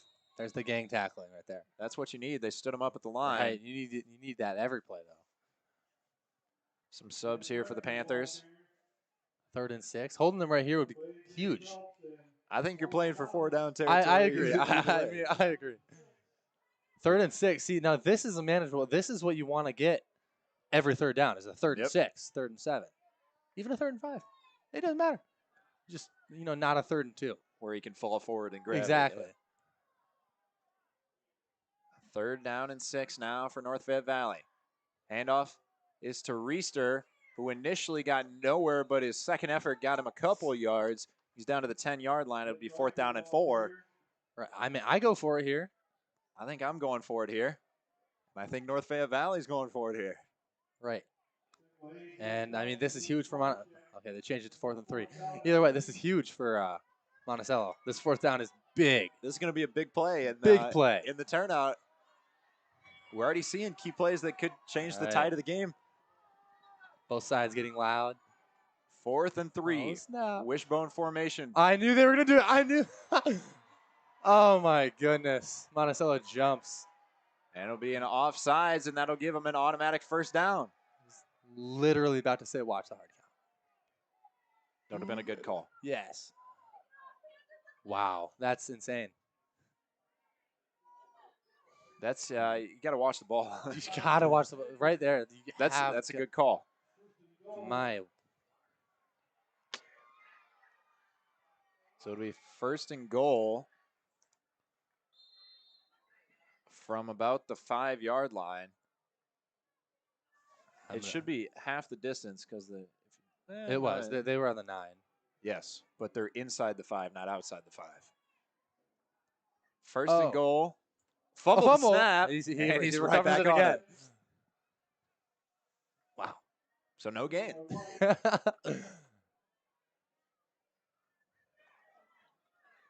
It'll be second down. I mean, he might have lost a couple.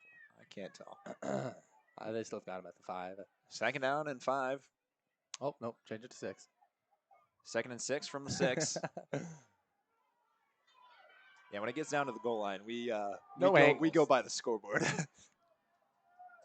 That same formation, I'd run the same play you had called earlier. would German too. to the left German, side, and and he's down to the Oh. goal line. He's close. And right here on third down, I mean, they're going to take it to quarter, obviously. Yeah. But on 3rd and 1 from the 1, you give it to Reister. I mean, he's getting it. And then you go for it if you don't. right. And you do the same thing. You give it to Reister again. That's what I would do. I would as well. We are on the same page here. Maybe Glad- we glad- could be coaches. God, we're on the same page, you know. Oh man, what a quarter for the North Fayette Valley Tiger Hawks.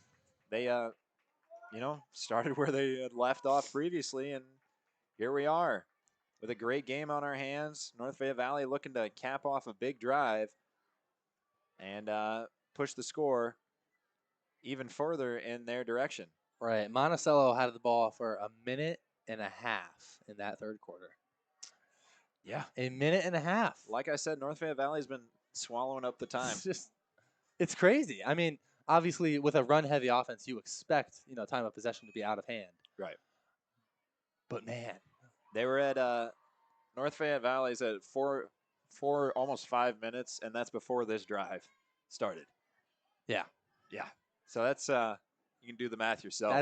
that's basically double. That's insane, man. That's insane. Rushing the Reister, North Fayette Valley's got 267 rush yards. yes, yeah, We talked about it at the beginning of the game. Monticello not always doing the best against rushing teams, and they really don't. we've And, seen it. Right, Reister, 112 rushing yards, just himself. You know what I mean? Caleb White, 65 rushing yards himself. Both Luzum, and German, 45 apiece. Yeah. It's crazy. It's an attack from all angles. If that's how you want to view it. Right, and I mean, one thing that could possibly come and bite the Panthers at the end is that fault or neutral infraction thing. Offside. Handoff to Yeah, there you Reister, go. and he's got it. No question about that one. The play call was there. We predicted that one. Yeah, we did. Good Stop. job. Good job, us. Touchdown, North Fayette Valley. 25-14 is your score, pending an extra point, I believe. I think they're going to go for 2 here. I would. I would as well. I mean, it's not going to hurt anything. Right. Either way, it's You're up 11. Yeah. A little weird formation here. okay. Motion across. Quite weird. Snap to White. White running. Throws late to Luzum, and he's got it for a 2-point conversion. That's one of those interesting formations you don't see every day. I love those. You never see them. You never know what they're going to run out of it. Right. You never know how to line up as a Exactly. defense as well. Right. That's why they do it. One of those specialty formations, and that North Fayette Valley crowd getting into it right now. I would too. It's a good game for them. They just went on 27 unanswered. Yeah. It's oh my goodness, that's insane. That's showing some grit and determination right there. You know? Determination, yes. They want to run the ball. Every single play they run, right? No matter who it is, they're running like they're determined, like they're fighting for their life. Yeah, it's fun to watch. Right. As a North Fayette coach, I'm not sure I could be any happier right now with how they're playing. Yeah, they're executing beautifully. They're getting it done on both sides of the ball right now. Right. Like nothing wrong with their play style at all. They're killing it. Monticello, this is a huge drive for them. Last It drive really was is. huge. This drive, even bigger. We're getting into numbered drives into the fourth quarter here. Right. Right. Every drive's going to be big. You know, we mentioned beginning of the game, Monticello, big plays. Who knows? Obviously, Monticello, their time of possession is always very low, and it's gonna have to be low in the fourth quarter with how much time North Fayette takes Well, it's out. going to be whether or not they want it to. Right. Luzum set to kick off here for the Tiger Hawks. High end over end kick. Bounces about the 20-yard line. Fielded there by Sauser. Running near side. Has a blocker. Oh, my stiffs arms a goodness. man, and he's up to about the 31-yard line where he's finally tackled. That's number 20, Braden Ellis, with the tackle. So the Panthers will take over from And about the 30-yard line. We'll see what they've got up their sleeve here. I mean, it's got to be some big plays. It's time for you just need a drive and a touchdown. Right. It's getting on time that you need to score, though. I think last possession when you went for it on 4th down, that's a good mentality to have. As Reese takes the snap, drops back, fires near side to Peterson, bullet. and he's got it caught. Gets out of bounds. To the 34, just inside the 35-yard line. That's a good little route there by Peterson. He threw that on a line. Just posted him up. Good hands, able to bring that thing in. So it'll be 2nd down and 5. Panthers still in doubles formation here. Reese takes the snap, drops back. Looking deep, left side, fires deep left side. He's got a man. Lism with the interception. He had Sauser. He had Weber as well, wide open, right over the middle over here, because the safety was leaning towards Sauser's side, knowing that Sauser's the deep threat. Weber running a streak. He had the whole right side of the field to himself. Tiger Hawks come up with a big interception. And it'll be 1st and 10 Tiger Hawks from their own 26-yard line. That's a good interception. Good ball skills there by Lism, able to track it down and right. You saw Sauser at the end of the play. I mean, he knew he was gonna have to try and fight for the ball. You know what I mean? Laid a big hit on Lism. Lism able to come down with it though. Turn it into a D-back there. That's sometimes what you got to do. Yeah, exactly. So North Fayette Valley back on offense. Handoff is to Lism, I believe. I can't see his number. I think he's down for a negative yard. Yeah, maybe to the line of scrimmage. AJ Phelps in on that tackle. He'll lose a yard. Right, and on 1st down, that's exactly what you want to see from the Panther defense. 2nd down and 11. Obviously, Taking North Fayette Valley going to take up the entire, what is it, 35 or 40? I think it's 40. Play clock. Yeah. Little shift in formation here. Under center, White takes the snap. Handoff, running right side is Lism, and he stood up eventually, but not after, or not before, a gain of about 6 yards. Up to the 31-yard line of their own 31. This North Fayette Valley team's been doing a good job getting into that 2nd level and creating one-on-one matchups with their running backs, and they're going to take that every day. Right.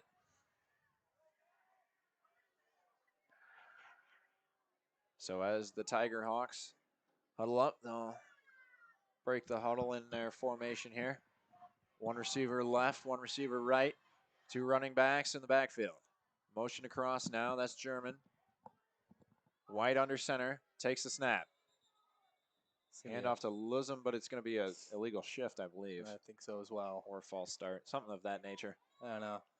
Looked like it was on the, I guess, our side of the field. It will be a false start against the Tiger Hawks. That's big. Yeah, it'll back them up. It'll be 3rd and 10 now. Right. And if there was ever time for a stop for the Panthers, this would be one. This would be one. This could make up for that, 4th down jump. Now you don't jump here. That at all. That's you the do not big give them their 5 yards back. Snap to White. Play action. Pulling guards. Fires over the middle late. It's caught. And not enough for a 1st down, as that was a great tackle by Tate Peterson coming up late. Bryce Ellsburn is down, and he looks like he's in some pain here. It'll be 4th down and 4, but hopefully he's all right. Hopefully so. On 4th down right here, what are you doing, Jeff? I'm punting it. You're punting it? You're in your I own, like it. I mean, you're you're in your up own 2 territory. scores. Don't make it easier for them than you have to. Right, you right. know? You're up 2 scores. You punt it. I mean, they most likely, I'm going to say, aren't getting the ball back. Trust the Pat, defense. like to the 40. You know what I mean? Right. Trust the defense. Make a play, and You'll be set from there. I But agree, especially because they're up 2 scores. You know, Monticello needs 2 touchdowns to take the lead. right. Unless, well, I mean, I guess they could get a touchdown, 2-point conversion, and then field goal. Would that Bryce work? Am I Ellsburn stupid? back on his feet. No, I'm still stupid. I take it back. I was just letting you go on your little tangent. Yeah, I there. know. I had to do math for a second, you know, and it's just not my strong suit. History majors and stuff. right. Imagine. So nonetheless, another key 4th down here for the North Fayette Valley Tiger Hawks. And for the Panthers. Here's another one where you can't jump. I wouldn't be At all. I wouldn't be surprised to see North Fayette Valley, run Hard the count? play clock all the way down with about 1 million hard counts and take a timeout. Oh, never mind. All right, they're in punt formation. I was wrong. Oh, Now maybe you don't were jump. right. Now don't jump. Now don't jump. And there it is. There it is. The timeout. Look at you, Jeff. Maybe you should be a coach. I'm a genius. I'm not a genius. That was just a hunch I had there. Right. I mean, that's what I would have done. You're up 2 scores. You have some timeouts that you can burn. Right. I mean, you don't need them right now. Right, exactly. You're not going to need them in the late game. Right. So As of right now. But you'll cross that bridge when you get there. Right. Like I said, just trust the defense. Now I would punt this ball away. For sure. Glad we agree on that. 9:22 left. Yeah, I don't know. I'm excited. Because I know Monticello can make the big play. Right. I know that they can score. Obviously everybody knows that they can score. We saw the first 2 drives. They come out like they did in the first 2 drives, and I mean, we got a ball game. Right. Same with. Sorry, go ahead. Continue. Oh, okay. I was going to say same with their defense. If their defense comes out like they did against the first 2 North Fayette Valley drives. Right. So I mean, the game is most definitely not over yet. Right. Stay in Basically your the whole seats, quarter. ladies and gentlemen. Right. Stay in your seats. It'll be a good one. We appreciate you tuning in, if I haven't said that before. So it'll be 4th and 3 now. North Fayette Valley in punt formation. Caleb White in the backfield, awaiting the snap. We got a false start, I I believe. would assume that's yep. It is a false start. So that'll back them up 5 yards. It'll be 4th and 8. And they'll punt it again. This is the longest, in between punting Right. things I've ever seen. So 4th and 8 here. Snap to White. Just gets it away, and that's a good punt. High and spiraling, caught at the 30 by Sauser. And the Panthers will take over from there, but that punt was a fraction of a second away from being blocked. Was it? Yeah, that was a great punt too. I was watching to see if Sauser would fair catch it or not. I saw the 2 and 5. They were both hustling down the field there. That's what you like to see out of your gunners. Right. So the Panthers take over. 2 receivers left and right for Reese in the shotgun with Cooper to his left. Takes a snap, drops back. Fires near side, and it's caught by Sauser. Clock will keep running. He's tackled in bounds after a gain of about 5 yards. That was a little sidearm Matthew Stafford-esque throw there. I thought he was going to hit Tate Peterson's drag. He was doing the drag on the opposite direction. It looked like he had more field to work with, but either way. Another pass for Reese. A little jump pass. Does hit Peterson this time. Peterson's got the first down, spinning. Oh, my goodness. And he gets up to the Panther 47, 48-yard line before being dragged down there. Monticello, nice hurry-up offense here. I like it. Need to do it. Yeah, they do. Panthers bringing in Connor Sauser as a running back here. 2 receivers left and right now. Reese looking back. Looking. Time runs out. Rolls to his right. Still looking downfield. Fires a deep ball. Right side for Ian Weber. Incomplete. Looked like it was out of bounds. Yep. And it'll be 2nd down and 10. Good job by Reese to extend the play there. Right. And that was good way to stay home from Will Miller. Pressure provided by Reister there. Call his name a lot, Yes, we have. as well as Caleb White. I mean, both of those two are the leading tacklers on this team. So, not surprised to be saying their name on defense all night long. Tight duos here for the Panthers in 2nd and 10. Reese drops back. A deep drop. Oh, my goodness. Sets Tate his feet, Peterson wide fires. open. Peterson's got it. Running at the 20. Cuts back at the 10. Cuts back inside, and he No one's going scored. to catch him. And that's a touchdown for the Wow. Panthers. Holy cow. Just over Just 8:15. like that. Just over 8:15. What was that? About a minute, 15 There's a second flag. drive? Oh, is there? It's coming back. I did not even see a flag, to be honest. I was looking for a flag too. As soon as I saw Peterson was in the clear for the touchdown, I was looking for the flag. So that'll back the Panthers up. It'll be 10 yards from the spot, so it'll be about a 14-yard loss. Wow.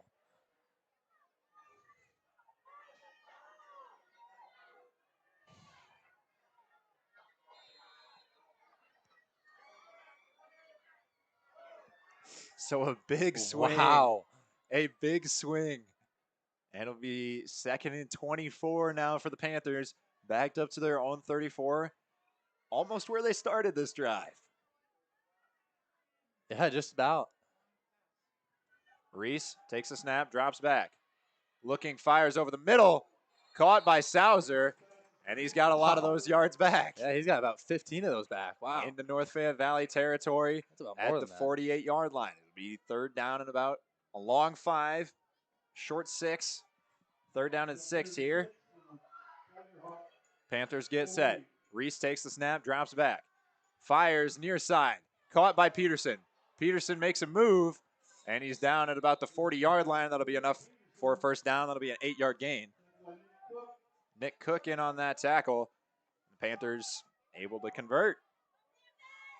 It's a big penalty to convert from. Right, for sure. Reese drops back. Oh, my goodness. Feels pressure. Looking, fires. Ian Weber has the Get reception. out of bounds? And he's He's got out of bounds. It's a good play there by Weber. Is that oh gosh, who's at the top there? Is that Peyton Schilling? Yeah. He put his man on skates. He fell. I mean, he's still on the ground. He's hurt. Yeah.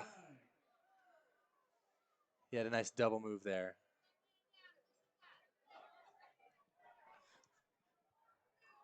For those of you that heard the cough by Ben, we appreciate it. Yeah, I tried to reach for the mic, but it was too late. Too little, too late. So the Panthers on the move, and many times has Chase felt bad about people being injured, but you know this is one of those. Never like to see it. That's Jacob German down, back on his feet now, able to walk off under his own power. Especially when you're on a slick field and you slide and those Right. gets to pulling at some things in there, in the legs. Does not feel good. Let me tell you, it does not feel good.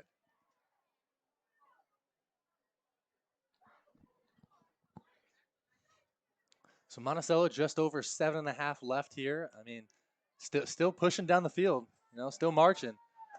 Yeah.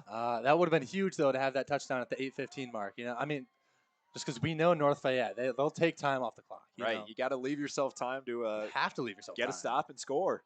Again. Right. 27-14 is still your score. 3 receivers left. 1 receiver to the near side for Reese. Takes the high snap. Fires near side. That's Peterson. Oh Lateral. my goodness! Little What? hook and ladder. Woo! That was Sauser designed, obviously, Yeah. but wow. pulling out all the stops here. I don't know how you put that into the stat sheet. What? Give it to Sauser. I was gonna say I give it to Sauser.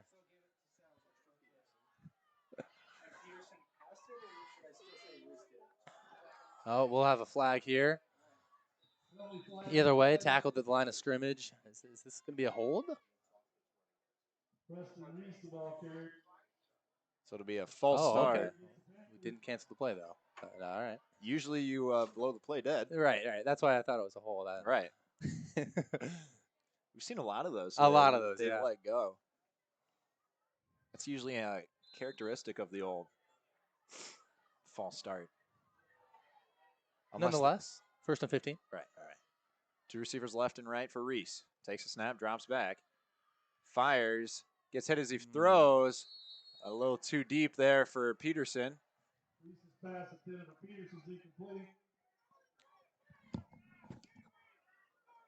And that North Fayette Valley defense they're getting pressure every time. Rylan Cooper's doing a good job of picking up the man who slips through. He really is. He's been doing great at that all night long. So it'll be 2nd down and 15 for the Panthers. Reese, low snap. Fires left side to Cooper. Oh, in and out of the hands. And it'll be 3rd down and 15 from the 21-yard line.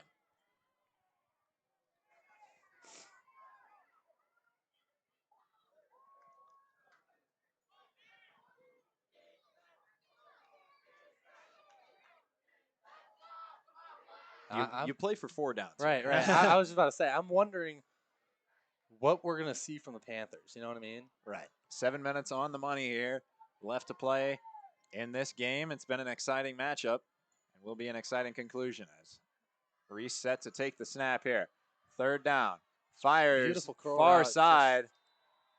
I believe that's Sauser that had his man. Yep. Reese just pulled it a little bit down. And it'll be 4th down and 15. Let's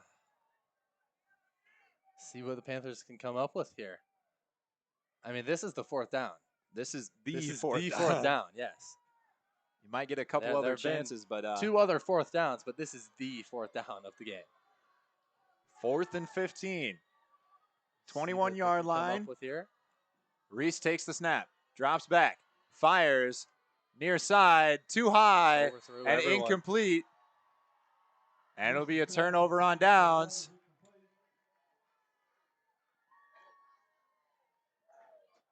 And North Fayette Valley will take over on downs. Good defensive stand there in the just outside of the red zone. Right, and I mean Monticello's got to be hoping for a fumble here or something. You know, I mean you can still get a stop. But I mean you still need to score twice. Exactly. So North Fayette Valley takes over. 6:49 left to play here in the 4th quarter. White under center, Wishbone behind him. Tight end either side. Takes the snap. Handoff Reister. Loses the ball. Oh my goodness.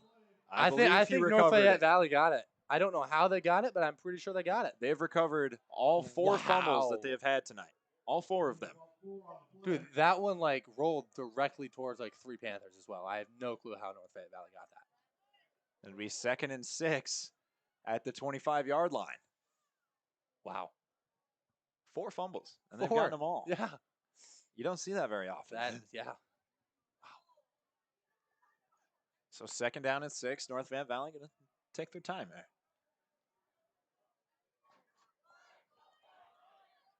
Back in that wishbone set. 2 tight ends. Under center. White takes a snap. Handoff Reister. Running up the middle, and he's up to the 29-yard line. It'll be 3rd and about 2. Short 2.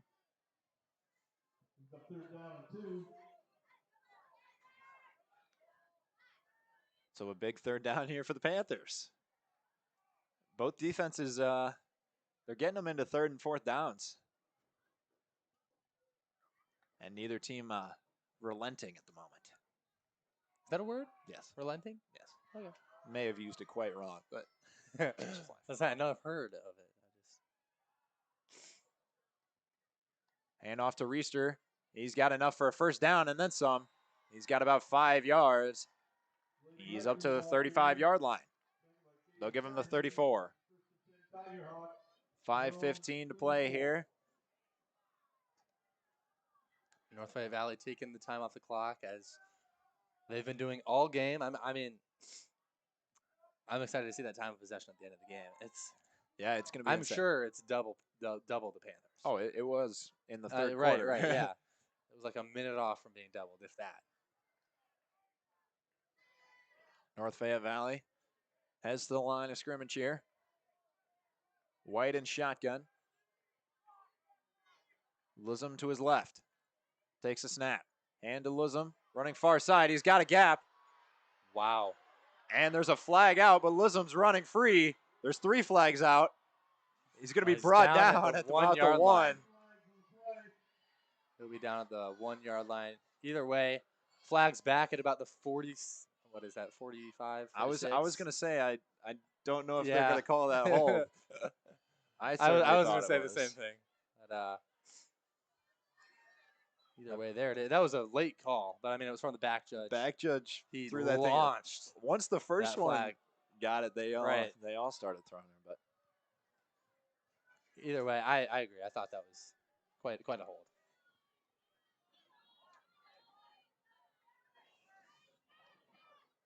so that'll back them up. They might get it at the. They still got a gain. Oh, well, yeah. It's still going to be. It's a gain of 1. Yeah, I was going to say. It'll be 1st and 9. 8. 8. 1st and 8.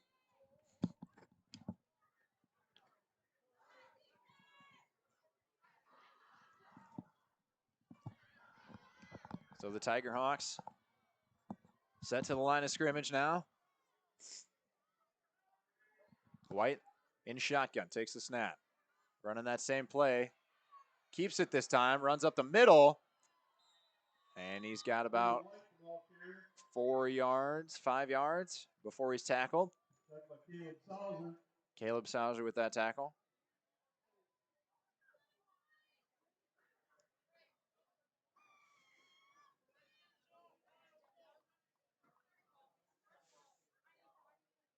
So it'll be 2nd down and 2 now. And with 4 minutes left to play, I gotta think that this North Fayette Valley team's just gonna keep doing what they're doing. I agree. I mean, just keep running it with Reister. yes, White. Luzum. Wishbone formation for him now. Tight end either side. Handoff up the middle to Reister. And they're going to give him forward progress to the 44-yard line. Be enough for a 1st down.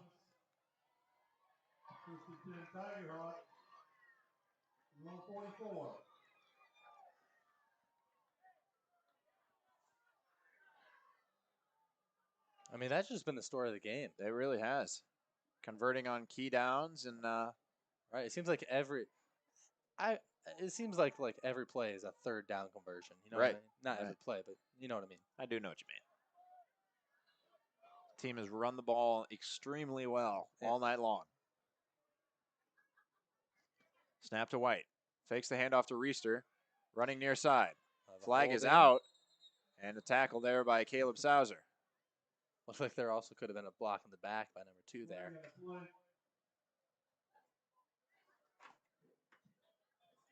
Either way, what I was going to say before that play is, offensive lines, they don't get the love that they deserve. That's facts. And this game, if other people won't give them it, I certainly will. It's been incredible to watch. Panthers decline the penalty. It'll be a 2-yard gain. Nope, it'll be a 1-yard gain. They take a timeout to stop the clock with 3:09 left to play. Interesting. That was a confusing little segment to try and figure out. That was a hold, right? Yeah. Okay. Interesting. They like the 1-yard gain. I mean, I do too, but do at too. the same time, it's also like you would have a 1st and 19. I don't know. That's why we're not coaches. I mean, Say I once. would accept that call. Say it once, I'll say it again. We're not here to judge here, Chase. Come on now. I'm not judging.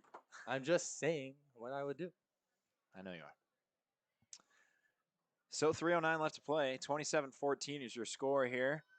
And this Tiger Hawk offense is really just taking time off the clock in bunches. Honestly, as a coach, there's nothing more you can ask for. Really? They came out and executed. I mean, I'm assuming this is how, based on the stats that I was saying before the game, that this is how they've played the entire season. Yeah. And they have not Straight away. It is straight? Okay. Oh my gosh. I didn't know. It I'm sorry, sounded weird. I was reading the comments. Oh, I wasn't okay. listening to you. Hey, we appreciate y'all for tuning in. By the way, we wouldn't be here if it wasn't for all of you that have decided to watch this. So, snap to White, little read option hand to Lism, Wow. and he's got the first Look down. at the blocking. Dragged Good down by Lord. Rylan Cooper there. That'll be a first down with 3 minutes left to play.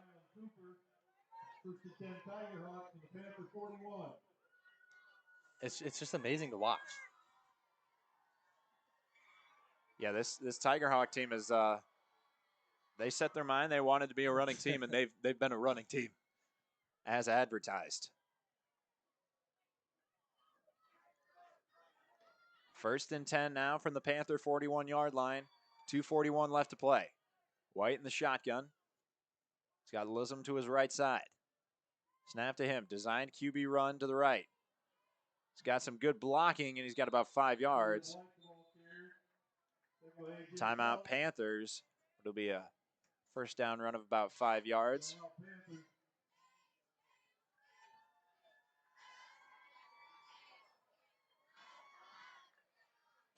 I'd like to thank our broadcast sponsors here. You'll hear it one more time. Tanji's Show Picks, Advantage Home Medical, Above and Beyond, and F3 Displays. Without their support, this broadcast would not have been possible. Thank you to all of them, as well as Dr. Yeager, Michael Robertson, Kim Carlson, the Monticello Booster Club for setting this whole thing up. It's been a good time. Appreciate y'all for tuning in. I think we've been saying lose them wrong all night long. You know, you hate to see it. I It apologize. happens. It happens. I apologize. I only wish I would have been corrected sooner, as I've been saying it for the past 2 hours and 30 minutes. That would have been, really. Yeah. Dang. It happens. It happens. I apologize. Second down and 5 now.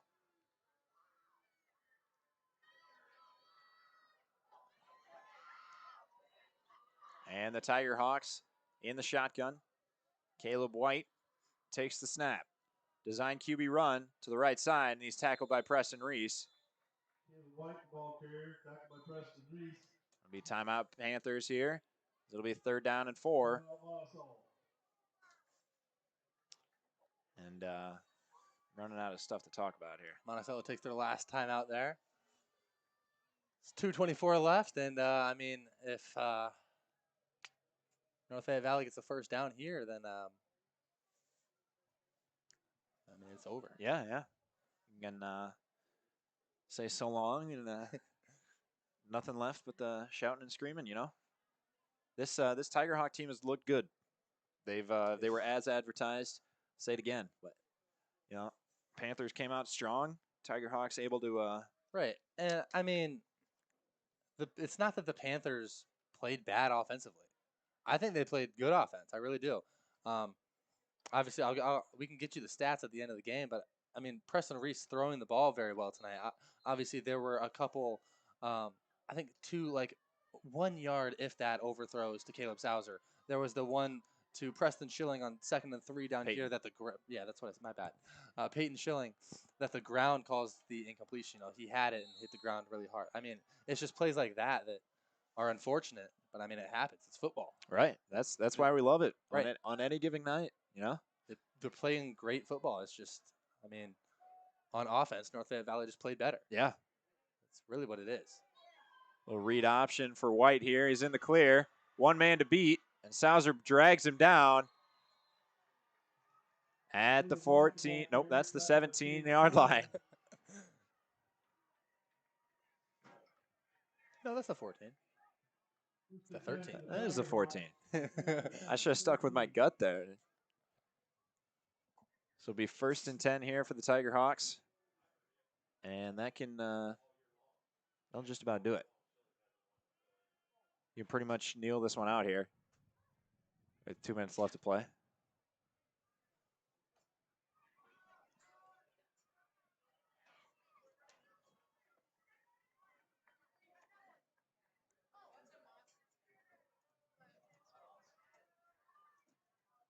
White takes a snap, design QB run for him again.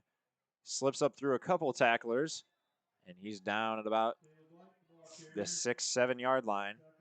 See, I mean, and even right now, like, you know the game is sealed, but like they're still running like it's the middle of the game and they're down by 14 like they were. Right, they're running very, very well. They just don't let up, and I mean that's what you want to see. You really do. Winner of this game going on to, I'm pretty sure, playing Comanche, Wakan. Not sure the score. Is that what you're looking at I'm right now? trying to walk on my 140-0. Jesus. So you're playing walk on. So North Fayette Valley is playing Wakan for the second time this year. A familiar opponent. Oh, Should be a good one. As White will just kneel this one out here. We'll take one more snap. Yep. And you can call it the game after that. Kiss this one goodbye. Yeah. It's, One heck of a season from both teams. North Fayette Valley going on to play Wakan, as we just mentioned. That'll be a great game. Familiar opponent. Their only loss this year to Wakan, and I'm pretty sure Wakan is 8-1 as well. I'm pretty sure they're not undefeated. Like, don't quote me. Don't. Yeah. But as for Monticello, a heck of a season. Obviously, you've got star Preston Reese coming back next year. The next 2 years, he's only a sophomore, right? Peterson's coming back. Got a lot of people coming back Right. for. Sadly, going to lose Caleb Sauser. That connection between Preston Reese and him, it's amazing. These are always But- tough. Seeing right. the end of the season, it's. I feel for all these seniors. Congratulations to the North Fayette Valley Tiger Hawks. Going to be going on and advancing and continuing their run. Good luck to them in the next game. And Panthers fall 27-14 here at home. Right, and one big struggle for the Panthers. Obviously, they were down most of the game, right? Right. North Fayette Valley going on a 27-0 run. However, we know Monticello, their run game is a huge part of their offense. They finished with 54 rushing yards this game, and I can almost guarantee you that is a season low for Monticello. Passing yards looks like 226 for Preston Reese. Great game all around. But really, rushing yards, this team has a rushing team and a passing team, just big plays, and not able to get the big plays that they've had all year long. Right, and North Fayette Valley did a great job of shutting them down. The Panthers are going to receive their trophy, as you see on your screen here. Great season by them. Couple big wins, couple big plays, memorable plays. The memories made high school football, they'll stick with you. It's different. I wrote a whole paper on why people should play football. You would know. It was a good time, and I know these boys. It's a different type of bond for them. Always tough to see the seniors leave. They have such an impact on you. But congratulations to the North Fayette Valley Tiger Hawks and the Monticello Panthers on just an Excellent seasons. great season. Both sides, obviously not the way Coach Wilson or the seniors wanted this to end for the Panthers, but we've loved doing this for you. It's been very fun. It has been very fun. We'll get you some last minute stats here on this game. Yeah, I'll pull this up into the booth so you can start taking down that camera. Hey, I'm Jeff Carlson. Chase Sternhagen. Ben Oswald in the back. Kim Carlson was doing your video. You see her arm right there. That's her. We appreciate her as well as Steve Carlson for setting up the Panther Stats Wrangler. A lot of work went into that. We appreciate that a lot. Chase, hit him with the stats. Yes, the only couple things I was going to mention. Only 93 passing yards from North Fayette Valley, but as to be expected, not much of a passing team, right? They do have 2 touchdowns. That's two touchdowns that you weren't expecting as Monticello. You're expecting rushing touchdowns, not expecting much of this play action. Right. But 340 total rushing yards from North Fayette Valley. That's insane. That's huge. Right. That'll win you games. Oh God, Reister, right? Yep. 128 rushing yards on 30 attempts with 2 touchdowns, looking like Derrick Henry numbers. That is exactly a Derrick Henry. Hey, he's got to be player of the game. They said second half we're just going to feed this guy, and they did indeed feed him, and it worked out for him in the end. And then that last run by Caleb White before they started kneeling it gave him 103 rushing yards on 19 attempts, 0 touchdowns. He did have the 2 passing touchdowns, obviously, but either way, Just a great Great game game. by them. Great game. Shout out to those blockers I up was front. just about to say that. Those You know, blockers need the don't get the credit. They love. deserve the credit. They Well, did a lot of that offensive work. line, like I mentioned in the game, it's not even just the offensive line. It's the tight ends and wide receivers that blocked impeccably. Right. It takes everybody. But, yeah, they deserve all the credit in the world. All right. We'd like to thank our sponsors one more time. Tanji Show Pigs. You need an 4-H or an FFA project. Tanji Show Pigs has high-quality show pigs at an affordable price that are available all year round. With several different breeds as well as crossbreds, they have pigs for whatever show you want to participate in. Tanji Show Pigs has produced champions at every level throughout the country. If interested in purchasing a high-quality show pig from Tanji Show Pigs, give Ryan a call at 319-480-0395 or visit the website on your screen. Let Tanji Show Pigs put you in the winner's circle. We'd also like to thank Advantage Home Medical. In Monticello, Iowa, they're the leading medical supply store serving Mount Vernon, Dyersville, Cedar Rapids, Anamosa, Manchester, and the surrounding areas since 2009. We offer a wide range of medical supplies and services. For all your medical supply needs, visit Advantage Home Medical in Monticello. We'd also like to thank Above and Beyond Home Healthcare Incorporated has been servicing thousands of patients since 2004 within a 50-mile radius of Monticello. Their services include skilled nursing, home health aides, and a variety of therapies, including physical and occupational. They know that home makes all the difference, and they help keep you there. And finally, F3 Displays. Finding sports collectibles can be a challenge, but properly displaying your favorite items can sometimes be even harder. At F3 Displays, they create great ways to display your collectibles. Contact Jamie, Matt, or Mike at f3displays.com. F3 Displays, where your memorabilia is not meant to be just a memory. And that'll just about do it for us here tonight from Dean Nelson Field and from all season. We appreciate you all for tuning in. It's been an absolute pleasure. I've said it once, I'll say it again. I've loved doing this. I know Chase has, I know Ben has. We appreciate all of you for tuning in. Wouldn't be possible without you. But for Jeff, Chase, Ben, and Kim Carlson, we appreciate you tuning in. This is Monticello Sports Live, and we will see you next year.